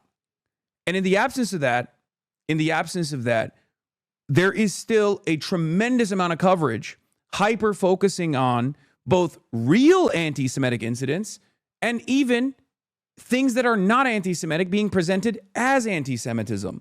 And that makes most people who aren't Jewish, who have never been around Jewish people, look at the situation and go, why the fuck do we care about this? What the hell is going on? And that's exactly how people like Nick Fuentes can present themselves as truth tellers, as people who have identified this inconsistency and are unafraid to say it. If you want to understand how this person has been able to rise to such a degree of prominence, it's primarily because of Israel, and more consequentially, it is the way that our organs of the media, the way that they have covered this issue, the way that they have actually defended Israel or contextualized Israel's violence or attacked Israel's critics. David Frum compared you and Zoran to Nick. They're downplaying this Nazi. Exactly. Who is the national Democrat who will speak as honestly and courageously about Mamdani and Piker as Ted Cruz has spoken about Carlson and Fuentes? The disease is worse than the GOP side, but the immune system is weaker on the Democratic side. This is ridiculous. Like, this is incredibly sinister. David Frum is a pro-Israel stooge, right? He writes for The Atlantic. Editor-in-chief of The Atlantic. He literally is an Israeli concentration camp guard, or was an Israeli concentration camp guard. There are still a lot of people who don't understand. I mean, he's a war criminal himself. David Frum is, right? One of the prominent champions of the Iraq War, right? But the point is, you're stating anti-Semitism used to have a space and no longer does, while racism did and does, but is systemic. I don't disagree, but you're articulating it in a way that is poor. What? I would argue you're making the argument for the right now. What? I'm making the argument for the right. Yeah. To give specific examples of what you're saying, Jews used to be excluded from bar associations, used to be excluded from country clubs, used to be excluded from working at companies and unions and et cetera, et cetera. They are not any longer, right? I think it's crazy that you could easily clip Fuentes here, and it seems like a sentiment most of us agree with. He literally says the end of woke just means a green light for cruelty to brown people. Out of context, it's just him saying this is a good thing. It sounds like him calling out a real societal ill. Exactly. That's the problem. Okay? That is precisely the problem. And people like this, people like David Frum, people who are conservative, but on the liberal side, or, you know, go back and forth, centrist, conservative, liberal, Zionists, unironically lean into this shit. I have a policy of being honest, first and foremost. And this is a dishonest comparison, okay? This is a dishonest comparison. You are trying to compare me to a Holocaust denier. You are trying to compare me to a person that believes that the what did he say? The organized Jewry is fundamentally playing a fundamental role in, like, undermining Western civilizational supremacy. These are not things that I believe. These are things that I actually oppose and talk about quite openly. These are politics that I find despicable. As a matter of fact, part of the reason why I also despise Israel and Zionism is because it is also another version of fascism. Nick Fuentes' politics, but with different victims. Okay? But the more you do stuff like this, the more David Frums of the world do stuff like this, the more people look at this and go, okay, I know this guy Hasan. Maybe I don't like him that much, but I've literally seen him yell at Nazis for years and years. And you guys are calling him anti-Semitic too. Who is not anti-Semitic then? Only people who are pro-Israel? What the fuck is that? Watching this vid is acceptable. Seems like we're backdooring his views here. Let Trump platform him. Doesn't mean we have to. Shut the fuck up. All right, new hater unlocked. Guy who refuses to recognize how devastating American politics is becoming, that thinks I'm the one who's actually sheepdogging people in the direction of anti-Semitic fascism because I'm analyzing why Nick Fuentes is gaining more prominence by talking about broader systematic, broader broader systematic and cultural forces at play that have arrived Americans at this position where they're so open-minded to this kind of commentary. Guys, I saw a tweet the other day that I think is really good, and it reminded me of, in this moment, I'm reminded of this tweet that I saw, right?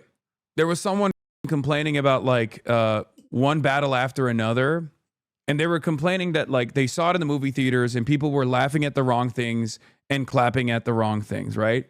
And someone quote retweeted that and said, now that woke is coming back and I'm very excited for it, we have to cut some parts of woke 1 out from the equation, so woke 2 is a little bit cleaner.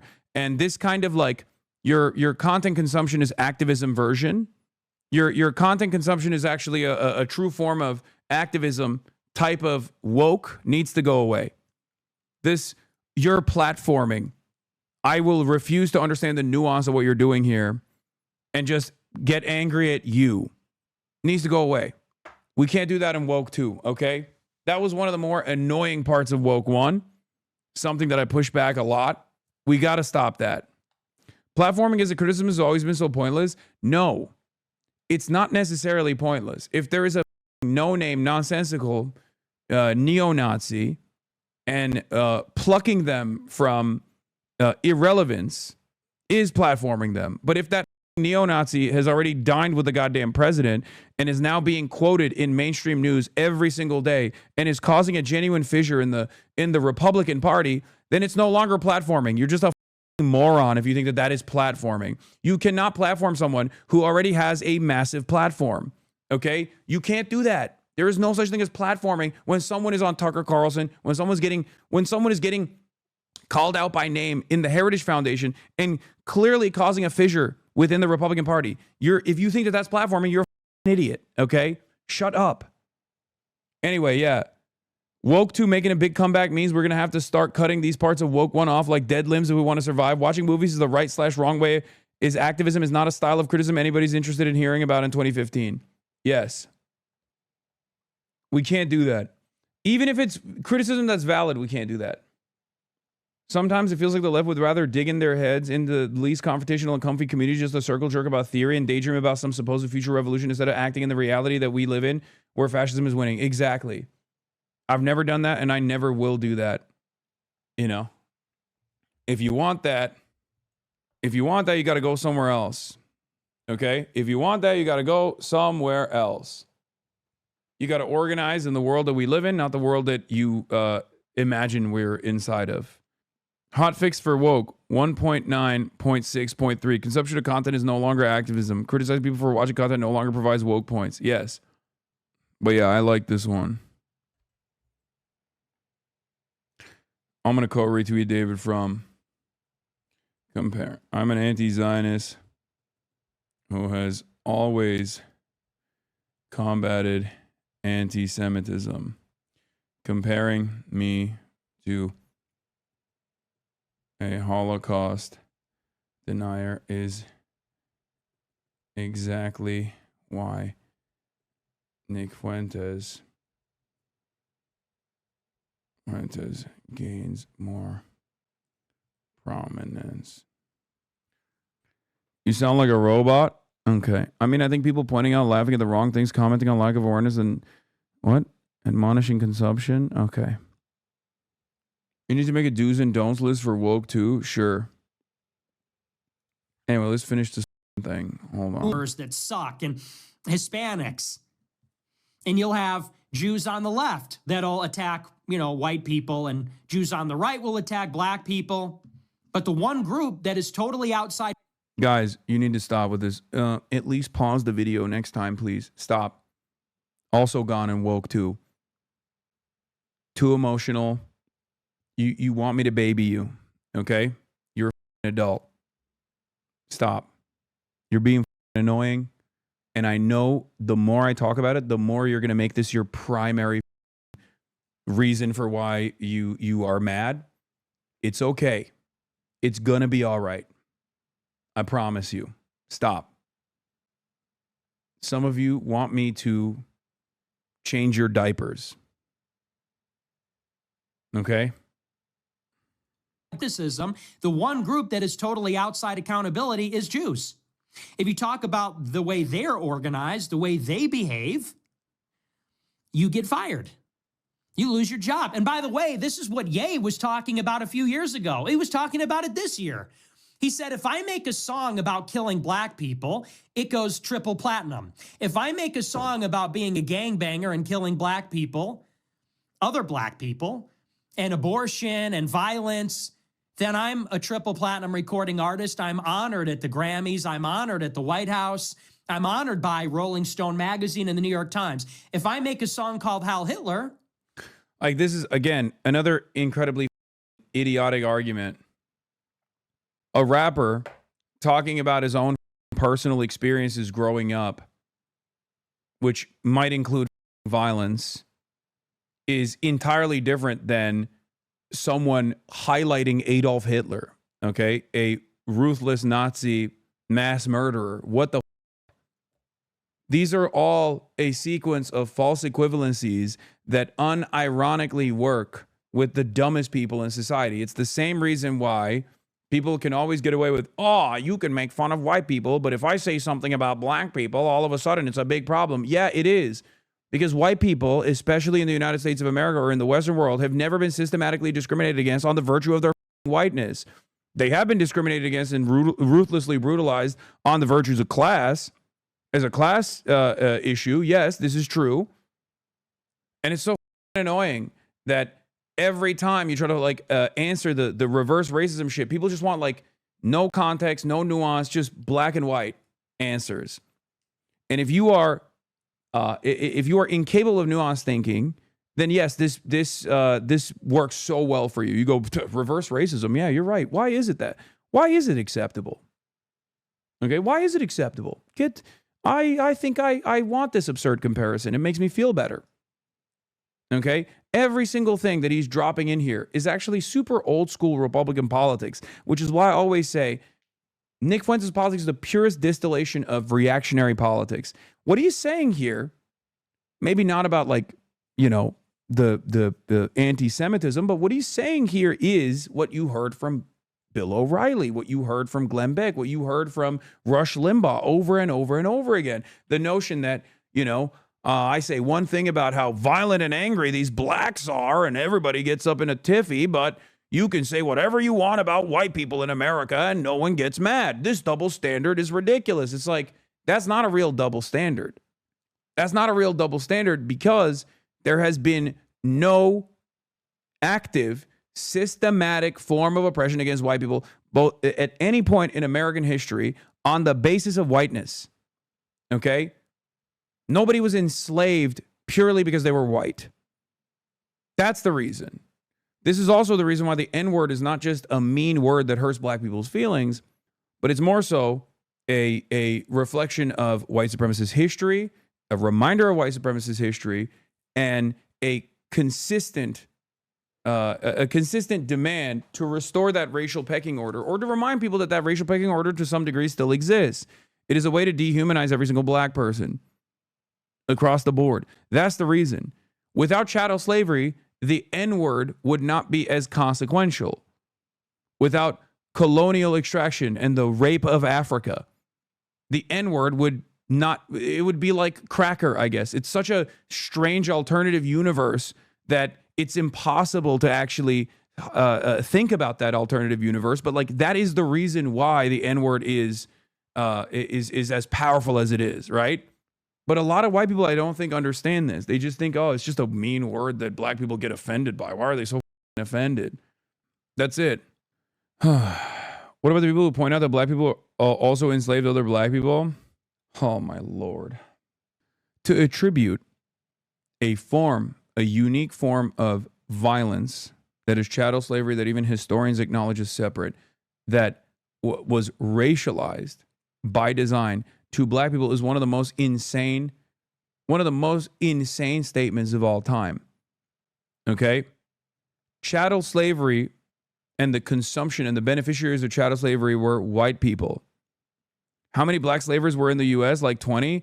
No, I don't even think they're talking about black slavers specifically. I think they're talking about the African tribal leaders that would engage in tribal warfare and then would, in certain instances, sell off the victims of whatever sect that they had dominated to the Westerners that came in. And if you actually looked at the history of African development, there were plenty of instances where the Western world straight up did not want Africa to develop and did not want to actually take advantage of any of the other material resources that Africa was very wealthy in. Africa has been a very wealthy continent, very materially rich, very resource-rich continent. And historically, Western colonialists have decided, we don't want any of that shit. We only want people. We only want slaves. If you look to the history of trade in Africa, in many instances, people pushed back against this. And in many instances, they wanted to engage in normal trade, and yet they were stopped. They did not want competition.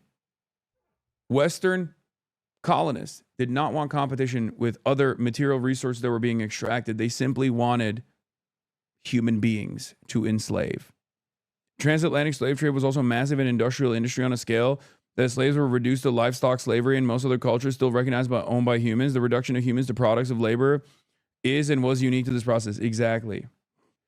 In any case, let's get back to this guy. He said, if I make a song about killing black people, it goes triple platinum. If I make a song about being a gangbanger and live that stuff on my is stupid. show on Monday, this coming Monday, and I said, Islam. I said, these Muslims need to go home. Fuck them. They're barbarians. They're third worldists. They like to live in open sewage and bomb crap. You think any conservative would disavow me? Any of them? Any Republican? You think if I was known for saying that, do you think I would have any trouble getting in? He's talking about Ben Shapiro, by the way. Ben Shapiro has said those things. Palestinian Arabs like to bomb shit and live in sewage.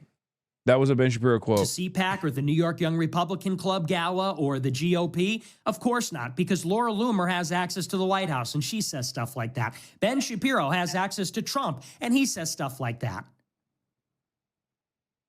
Could you imagine? Not to be a boomer here. This is precisely the contradiction that people like Nick Fuentes will consistently exploit. Okay? It's true. And that is exactly why he has risen to prominence. Because if your entire political machine revolves around dominating marginalized groups, okay, dominating out groups, built around this association with whiteness as the in-group, okay, but then you still hold a special place and special emphasis for one version of bigotry, then of course people like Nick Fuentes will exploit that over and over again. The worst thing that you can do is allow your enemy to have a correct argument. Okay? That is the worst possible thing you can do. Okay, the Groypers are in here now. First time chatters. Would you imagine if the shoe were on the other foot? It has to be left unsaid. Could I turn around and say F Judaism and those Jews and send them back to Israel? Like, it's literally unthinkable to even say the words. But we all know it's tolerated with Muslims. We all know it's tolerated with blacks. We all know it's tolerated with Hispanics, Asians. And yes, for far too long, it was tolerated against whites and Christians. And that's just the part that got left out. But now that we have this culture of liberalization and political correctness is dead and racial humor is back, everybody's engaging in it. But if you say anything about them, it's a big problem. Even if it's, as we talked about with this idea of a global Jewry, oh, now it's anti-Semitic. Now people are going to lose their jobs again. Here's the point. Cancel culture never ended. Cancel culture was always about this. And I think people even underestimated that. He loves to play victim. I was banned from CPAC, debanked, and banned on social media sites because I spoke the truth about Islam. He will never admit that, though, because he's a pathological liar. I love Laura Loomer responding to drop site news on here. If you had said any of that about Christians, you would not be allowed back into America. No, that's not true. America's a Christian nation first and foremost, okay? It was built by WASPs. It's a WASP nation. you can absolutely get away with saying shit like that about Christians, just like you can absolutely get away with saying shit like that about white people. But that is a cultural resentment that a lot of people like Nick Fuentes also take advantage of, where they're like, why can you say this about white people? And it is my job to explain to people why there is a difference here, okay? There's a difference between like someone saying something mean while they're engaging in analysis versus someone just being like openly racist against marginalized identities. What is this? These Nazis always projecting? Oh no, not property violence. What is this? I can't see it. Anyway. Fuentes takes Trumpism to its natural conclusion. People like Rufo or Walsh have too much to gain personally in terms of career opportunities or money to truly support tearing down the system. They've tied the market capitalism, which gets in the way. From Groyper's POV, there's no fundamental difference between neoliberalism or neoconservatism. This is not true for the post-COVID right. They are just going to vote Republican forever and ever, no matter who the nominee is. They would vote for Randy Fine. What? Fuentes might even be more depraved than MAGA, but he's also an intelligent, tactical, sophisticated political actor in a way that his far-right compatriots aren't. It's equal parts refreshing and terrifying to be confronted with a fascist who actually has a brain in his head. I mean, yeah, I think that definitely is a danger. I admit that. That is definitely dangerous. The bar is very, I don't know about refreshing. The words that person is using is ridiculous, but he at least can carry himself like a person who has read a book. Okay? And that is an incredibly incredibly low bar to clear, but one that he actually does clear for right-wing politics. Okay? Oh my God, still eating on this. Take a week off. I don't think refreshing is the appropriate word. I don't agree with that. Convert him to our side? There is no conversion for a person like Nick Fuentes. The fuck are you guys talking about? What do I always say? You can actually change regular people's minds, people who have been duped by the likes of Nick Fuentes, but you can't change Nick Fuentes' mind when his entire goal is to do the conversion himself. You can talk to your friends. You can talk to people that you meet in the real world who might actually have these kinds of morally repugnant attitudes. You can talk to them. You can gently move them to your side. But you can't actually convert people who have a financial interest in presenting themselves a certain way. Okay? At that point, doesn't even matter if it's a sincerely held belief or if it's something that they're doing because they realize that they get more recognition that way. They get more prominence that way. Right? But yeah, the reason why we talked about this is because Dana Fash and CNN in general has had Randy Fine over and over again without ever calling into question some of the horrifying things that he has said. But let's be real, it's because he said that about appropriate groups. He said that about groups that nobody gives a shit about, nobody cares to defend. This inconsistency, especially on the right, will always be weaponized. Especially on the right, will always be abused. Because right-wing politics can never be about improving the material conditions of the working class. It is inherently reactionary. It's opposed to that, and therefore they play in the waters of culture war narratives, and therefore they talk quite a bit about petty grievances of the in-group, petty grievances of white people, perceived victimhood of white men. And a big part of that allegiance is around, especially for young men in particular, is around being able to just be as ruthless and as bigoted as you want to be, right? You're a pussy if you can't say slurs like, oh my God, you can't say the R word? Oh, what a bitch, right? Oh, I voted for Donald Trump because I can say the R word again, right? There are people who have done that. So if that's the core of your politics, then of course Nick Fuentes is going to be the purest distillation of that. Paired up with dramatic attitude shifts against Israel, swinging from either not really knowing what the Israel is or just being unconditionally pro-Israel to, oh my God, Israel is the cancerous entity in the region that is so destructive to all of its neighbors. and that you should be able to call it out without it getting any significant pushback, and yet people keep constantly yelling at you and saying you're anti-Semitic, and you arrive at this media demon reaching a level of prominence. And he can very easily navigate this. He can very easily navigate this discourse by, one, exposing the contradictions by saying, oh, you get mad at me for saying this about Jews, but you know, everybody is saying whatever kind of heinous shit about black people, about Muslims in general, which he also says, by the way.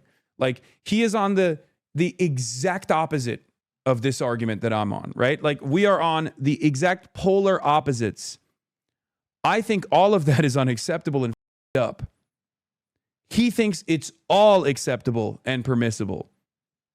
And if you can't make a distinction between those two things, if you can't decide, you know, which side is right, which side is wrong, and you just go, no, they're both the same, I'm in the center and they're both seemingly the same, then you're basically allowing that kind of politics to be the norm.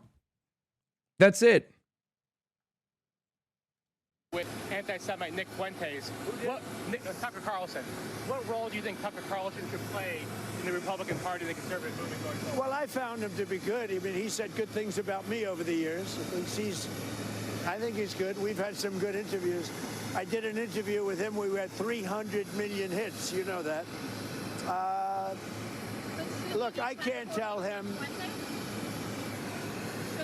Will you let me finish my statement?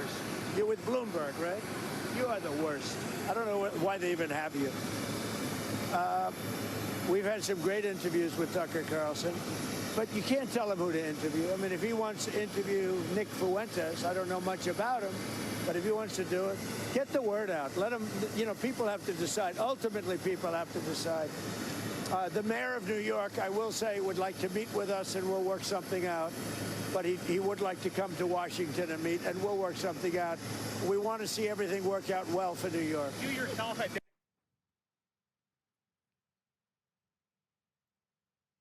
Nice. We're f***ing cooked. What are the broader implications of Trump not distancing himself here? I mean, he sees what's happening, I think. It's amazing how totally ignorant Trump is of the open war of the next GOP that's already breaking out all around him, totally uninterested and unconcerned about shaping it because he's completely incapable of thinking beyond his own tenure, lame as duck imaginable. I don't think that's the case here. And GT here says, I don't think that's quite right. Both Trump and Vance have clearly refused to condemn. Both Trump and Vance have clearly refused to condemn Tucker and Fuentes. The reasonable inference is they think about the Groypers as a part of the movement, perhaps not to be openly embraced, but certainly not to be disavowed. Yeah, they can't afford to piss them off too much of their calculation. That's exactly the calculation is much more important than the drama at Heritage, but strangely under-discussed. Exactly. He knows that the next generation of Republicans is like that. The next generation of Republicans is like that. And he is worried about offending them. There's another question that he was asked about Nick Fuentes here. Let's see. I did it with Nick Fuentes at Mar-a-Lago a few years ago. What role should he play in the conservative movement? Well, I didn't know he was coming, and he was with, as you know, somebody, Kanye. And Kanye asked if he could have dinner, and he brought Nick. I didn't know Nick at the time. And he did. He came, and along with a few other people. He brought a few people with him. Meeting people, talking to people, like for somebody like Tucker, that's what they do. You know, people are controversial. Some are, some aren't. I'm not controversial, so I like it that way. Okay. I did it with Nick Fuentes at Mar-a-Lago a few years ago. What role? That's crazy. I mean, he's just straight up saying like, nope, this is the new meta. Denied the Holocaust, called Adolf Hitler effing cool, talked about the fact that he thought Jim Crow was just fine, and on and on. So again, there's free speech, and then there's just hateful language and sentiments. Well, Dana, again, I told you on this interview. Why would Trump care about the next generation of Republicans? Because they're working as his staffers. They're a part of the base. They're eligible to vote. They're a wing of the party, and he is he can't stand to lose any of his loyalists at this point. He can't. I'm committed to ending the toxic politics, and I think I don't want to have anything to do with it. You should have Nick Fuentes on your show, and you could ask him questions about that. I myself am not anti-Semitic. I have never criticized the Jewish people or said anything about them in particular. I am critical of the government of Israel. Of their government. And I can criticize any government I want to in the entire world, as well as our own. And a lot of the times I am criticizing our own government for failing the American people. And I think that needs to be the focus. And that's the most important thing people care about, is being able to afford groceries, housing, health insurance, and having a... The difference between Marjorie Taylor Greene and Nick Fuentes is that Nick Fuentes is Islamophobic as but will literally just...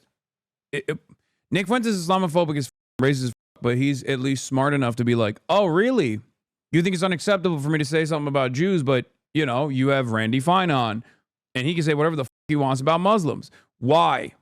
Marjorie Taylor Greene is not smart enough. That's why Nick Fuentes is more dangerous. Do you understand? Nick Fuentes is smart enough to actually address that, to hit that as a line. Good quality of life. Yeah, and I hear you saying you're not anti-Semitic, and you've said it before, and you know, some of the posts that you have put up, which you have apologized for, certainly have tropes in them that have been used historically against Jews. But I do want to end this conversation with a question. Yeah, I mean, I already covered it. Yes, this is the drop side piece, but like, Nick Fuentes, who praised Hitler and is openly anti-Semitic, says Republicans are hypocrites for tolerating cruelty and abuse towards Muslims, black people, and other minorities while drawing the line at anti-Semitism. He argues his own politics are simply the logical endpoint of that bigotry. It's true. He's right. It's literally true. Republicans, I mean, I've been saying that. I've been saying that nonstop. Fascism is the purest distillation of reactionary politics. It is the logical endpoint, the logical conclusion of the Republican Party in this country. And unlike Pat Buchanan, and even Richard Spencer, as a matter of fact, it seems that Nick Fuentes came at the right time, okay? Because he's not the first. Why does the wording sound like he's been watching your streams? I'm certain that he does. I'm sure he does. At the right time, yes. At the right time to seize on, at the right time as in a time where the Republican Party is more open to an actual acknowledgement of fascist politics. Yes. No, that chatter is talking about Nick Fuentes' own analysis of him being the logical endpoint of Republican politics, which is true, and it's an analysis that I've actually engaged with quite a bit. Breaking: Dem fundraising group SRG reached out to Epstein in 2013 on behalf of the House Minority Leader, Representative Jeffries. Give us a call if we would like to get involved in the dinner, or you would like to get an opportunity to know Hakeem Jeffries better. That's crazy. I think the next successful pivot towards full fascism in America is a candidate co-opting the free healthcare, housing, and other socialist principles. Many fascists have done so in the past without mass education and organization. The left will lose that fight. Yeah. What? Yeah, but what Nick wants to happen is let's be racist against everyone, even the Jews. Unlike you say let's end bigotry against everyone. The lesson they get from that is not to end racism, but let's normalize it for all under free speech. America first flag. Yeah, I know. That's my point. We are on the diametrical opposite worldviews here, which is why it is unimaginably frustrating to see dumbass bitches like David Frum running around and just trying to get people to see the dangers of the extreme left as well. And for most liberals, I think when they see that, they go, no, that's not the same. Shloan Rockmuth is a journalist who has decided to obsessively attack a staffer in his 20s because she doesn't like the views of his father. Every time I see a public attack on Buckley, it's a complete lie. And yes, I notice every person with an agenda who unfairly attacks a good guy who does a great job for me. Fuentes called this guy a fat gay race traitor married to, and this is a slur, I think, right? It's a common Indian name, but like I think right, Nazis use it as a slur. And And yet he continuously humiliates himself by pandering to the Groypers. Yep. Don't say it. I mean, I said Jeet here earlier because it is a name as well. Like, that's literally a name as well. And that's contextually in that situation, it's actually being used as a slur, so I'm not reading it, but like, come on. It's not a slur. No, I know it's not a slur. It's a name. That's not an Indian name. It was made up to sound similar. And I think it's Prajit, right? Yeah, it's, almost like Tyrone. Exactly. Yep. That's actually that's exactly what it is. Yeah. I think it's a common suffix too. Yeah, it's also just a name. It's like literally, anyway. Yeah, Jeet here appears on Majority Report all the time. Yeah, I just read his commentary as well. He's, you know. Question to you, and that is, do you see a situation where you and President Trump can make up? And if not, do you think you have a future in the GOP? Well, I certainly hope that we can make up. And there's, you know, again, I can only speak for myself. I'm a Christian, and one of the most important parts of our faith is forgiveness. And Okay, cool.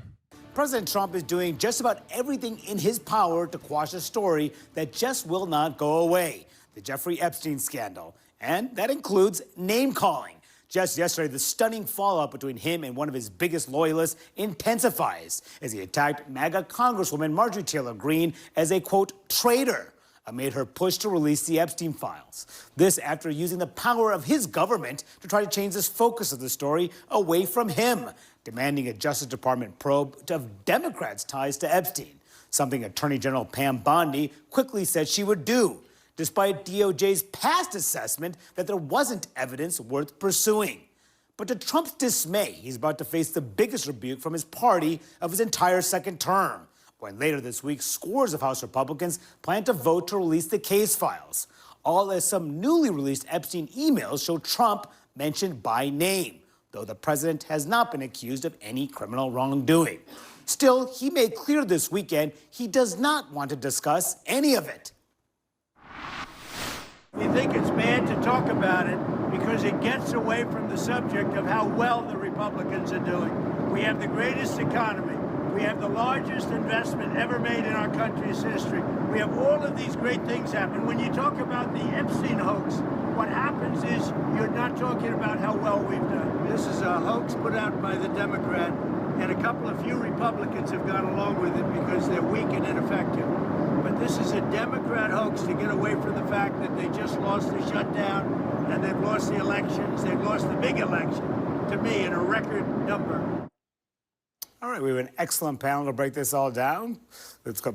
Politico's Dasha Burns, CNN's Jeff Zeleny, CNN's Isaac Dover, and the Washington Post's Mariana Sotomayor. Good morning to you all. Good morning. Nice to see you all.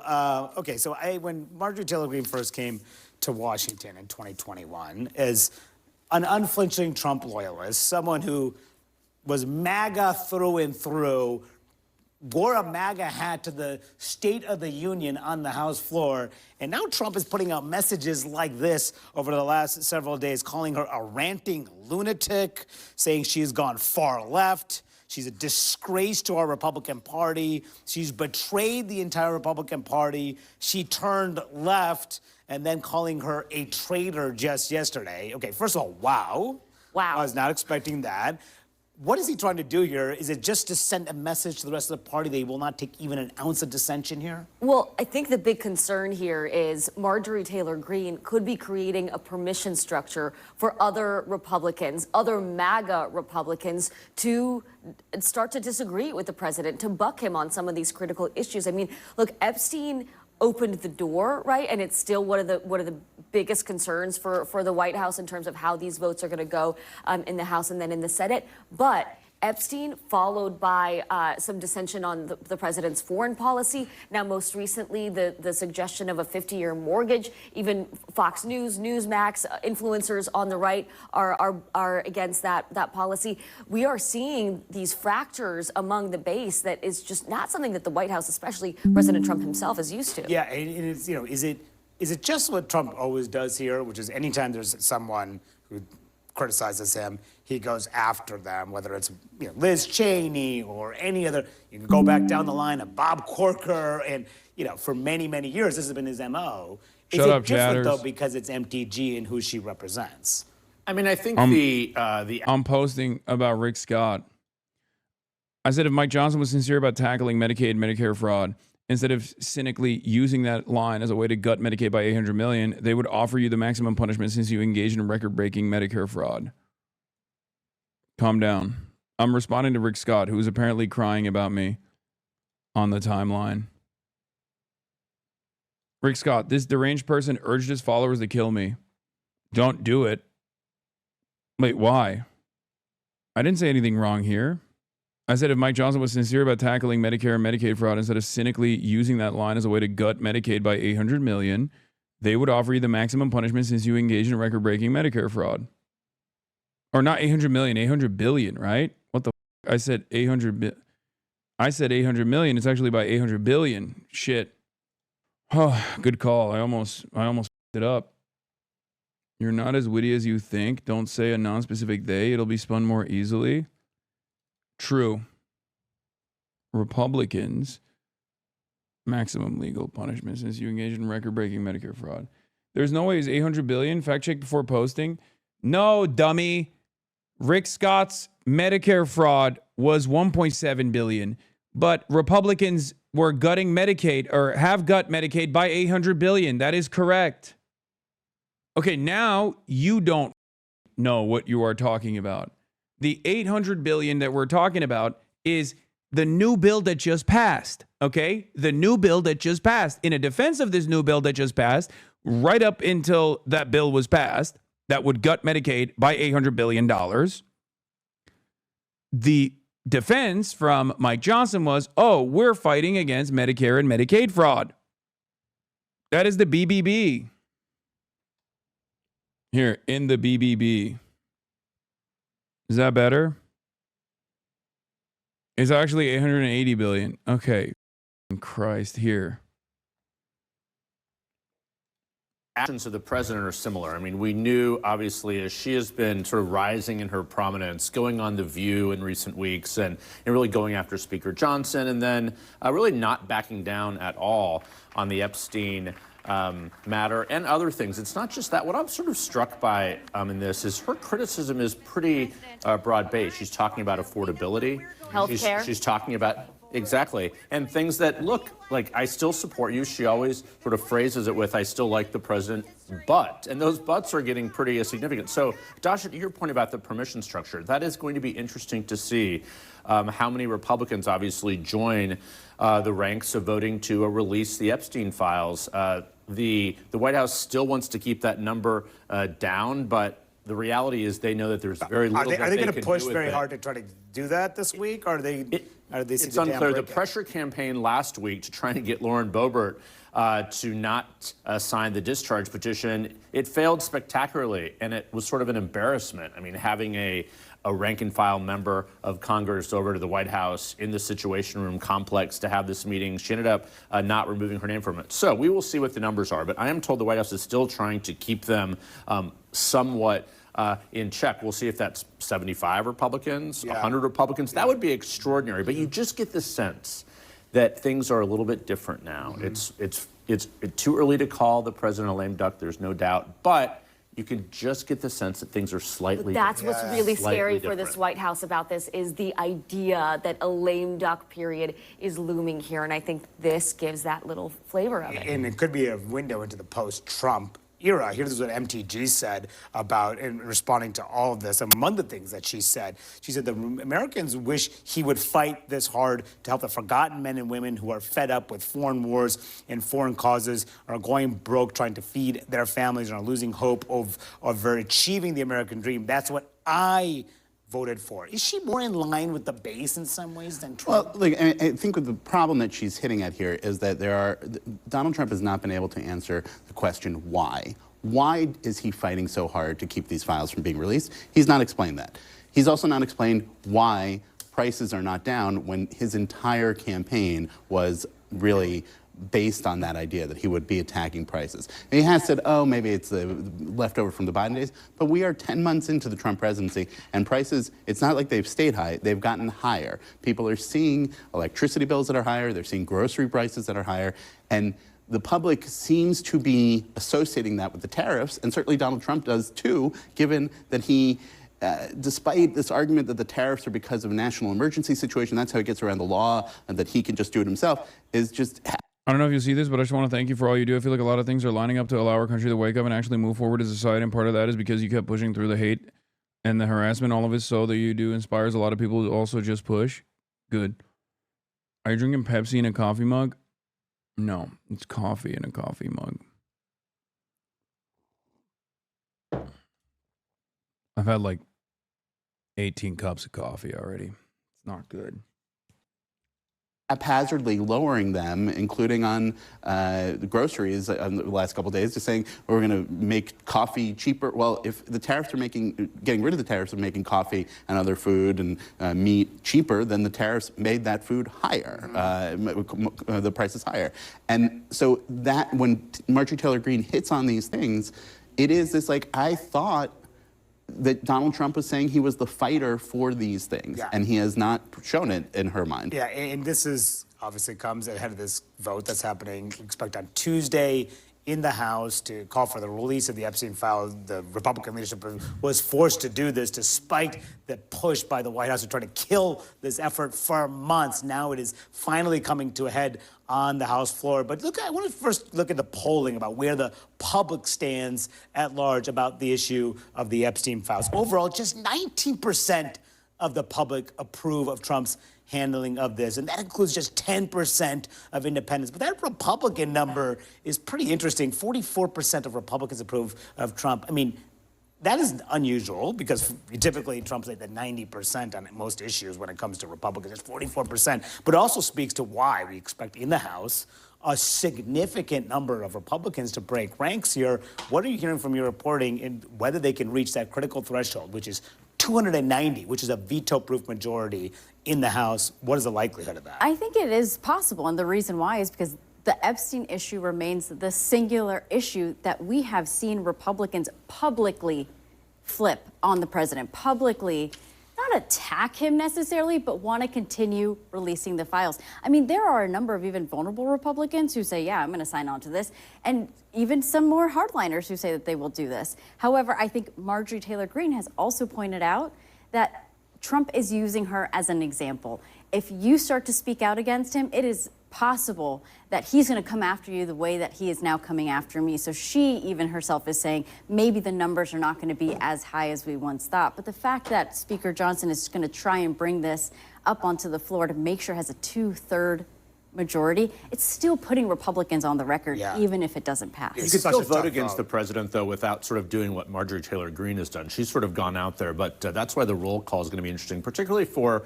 Republicans like Ashley Hinson, for example, from Iowa, who's running for Senate. This is becoming an issue in the 2026 campaign. So I think it'll be interesting to see how many Republicans support this without ever sort of really talking about it publicly. I mean, the president can't attack everyone to the degree that he's done Marjorie Taylor Greene. But that's why the Democrats force this to not be a voice vote, which is what the Republicans try to do. Roll call. They want everybody on the record, them on the record, yes. so then this will be an issue in the campaign. For sure. There is one thing that Republican lawmakers are more scared of than President Trump, and that's President Trump's base. And right now, Trump and his base are not on the same page about this issue and a number of others, and that is going to have an impact on how they vote. She talked about Marjorie Taylor Greene, H-1B visas, and other issues that Trump is breaking with his base on.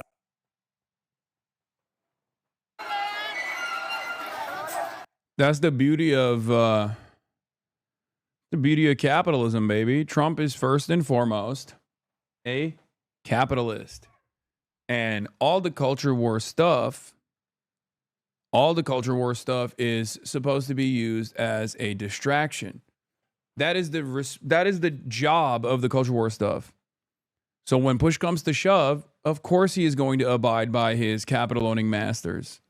When it comes to H-1B visa stuff, like racism, until it becomes a fully fascist movement, racism is usually just a not like a foundational principle necessarily, but or doesn't have the highest degree of priority amongst the American right-wing party. It is a galvanizing factor. It is very divisive. It's very successfully utilized. But at the end of the day, these guys, Donald Trump and everybody else, cares primarily about making sure that their capital owners are making money.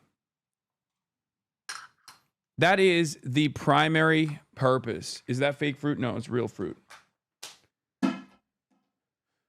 So a lot of people who are maybe some real racists, some real ass racists, are going to look to the situation and go, what the f is this, bro? Why aren't we getting the treats? You said we were going to get the racism. Why is that not happening? Why are there still, Indians coming into the country and shit like that? President Trump on the Epstein files. House Republicans should vote to release the files because we have nothing to hide. As I said on Friday night, aboard Air Force One, the fake news media, House Republicans should vote to release the Epstein files. Yeah, Zinwa Coffee is my favorite.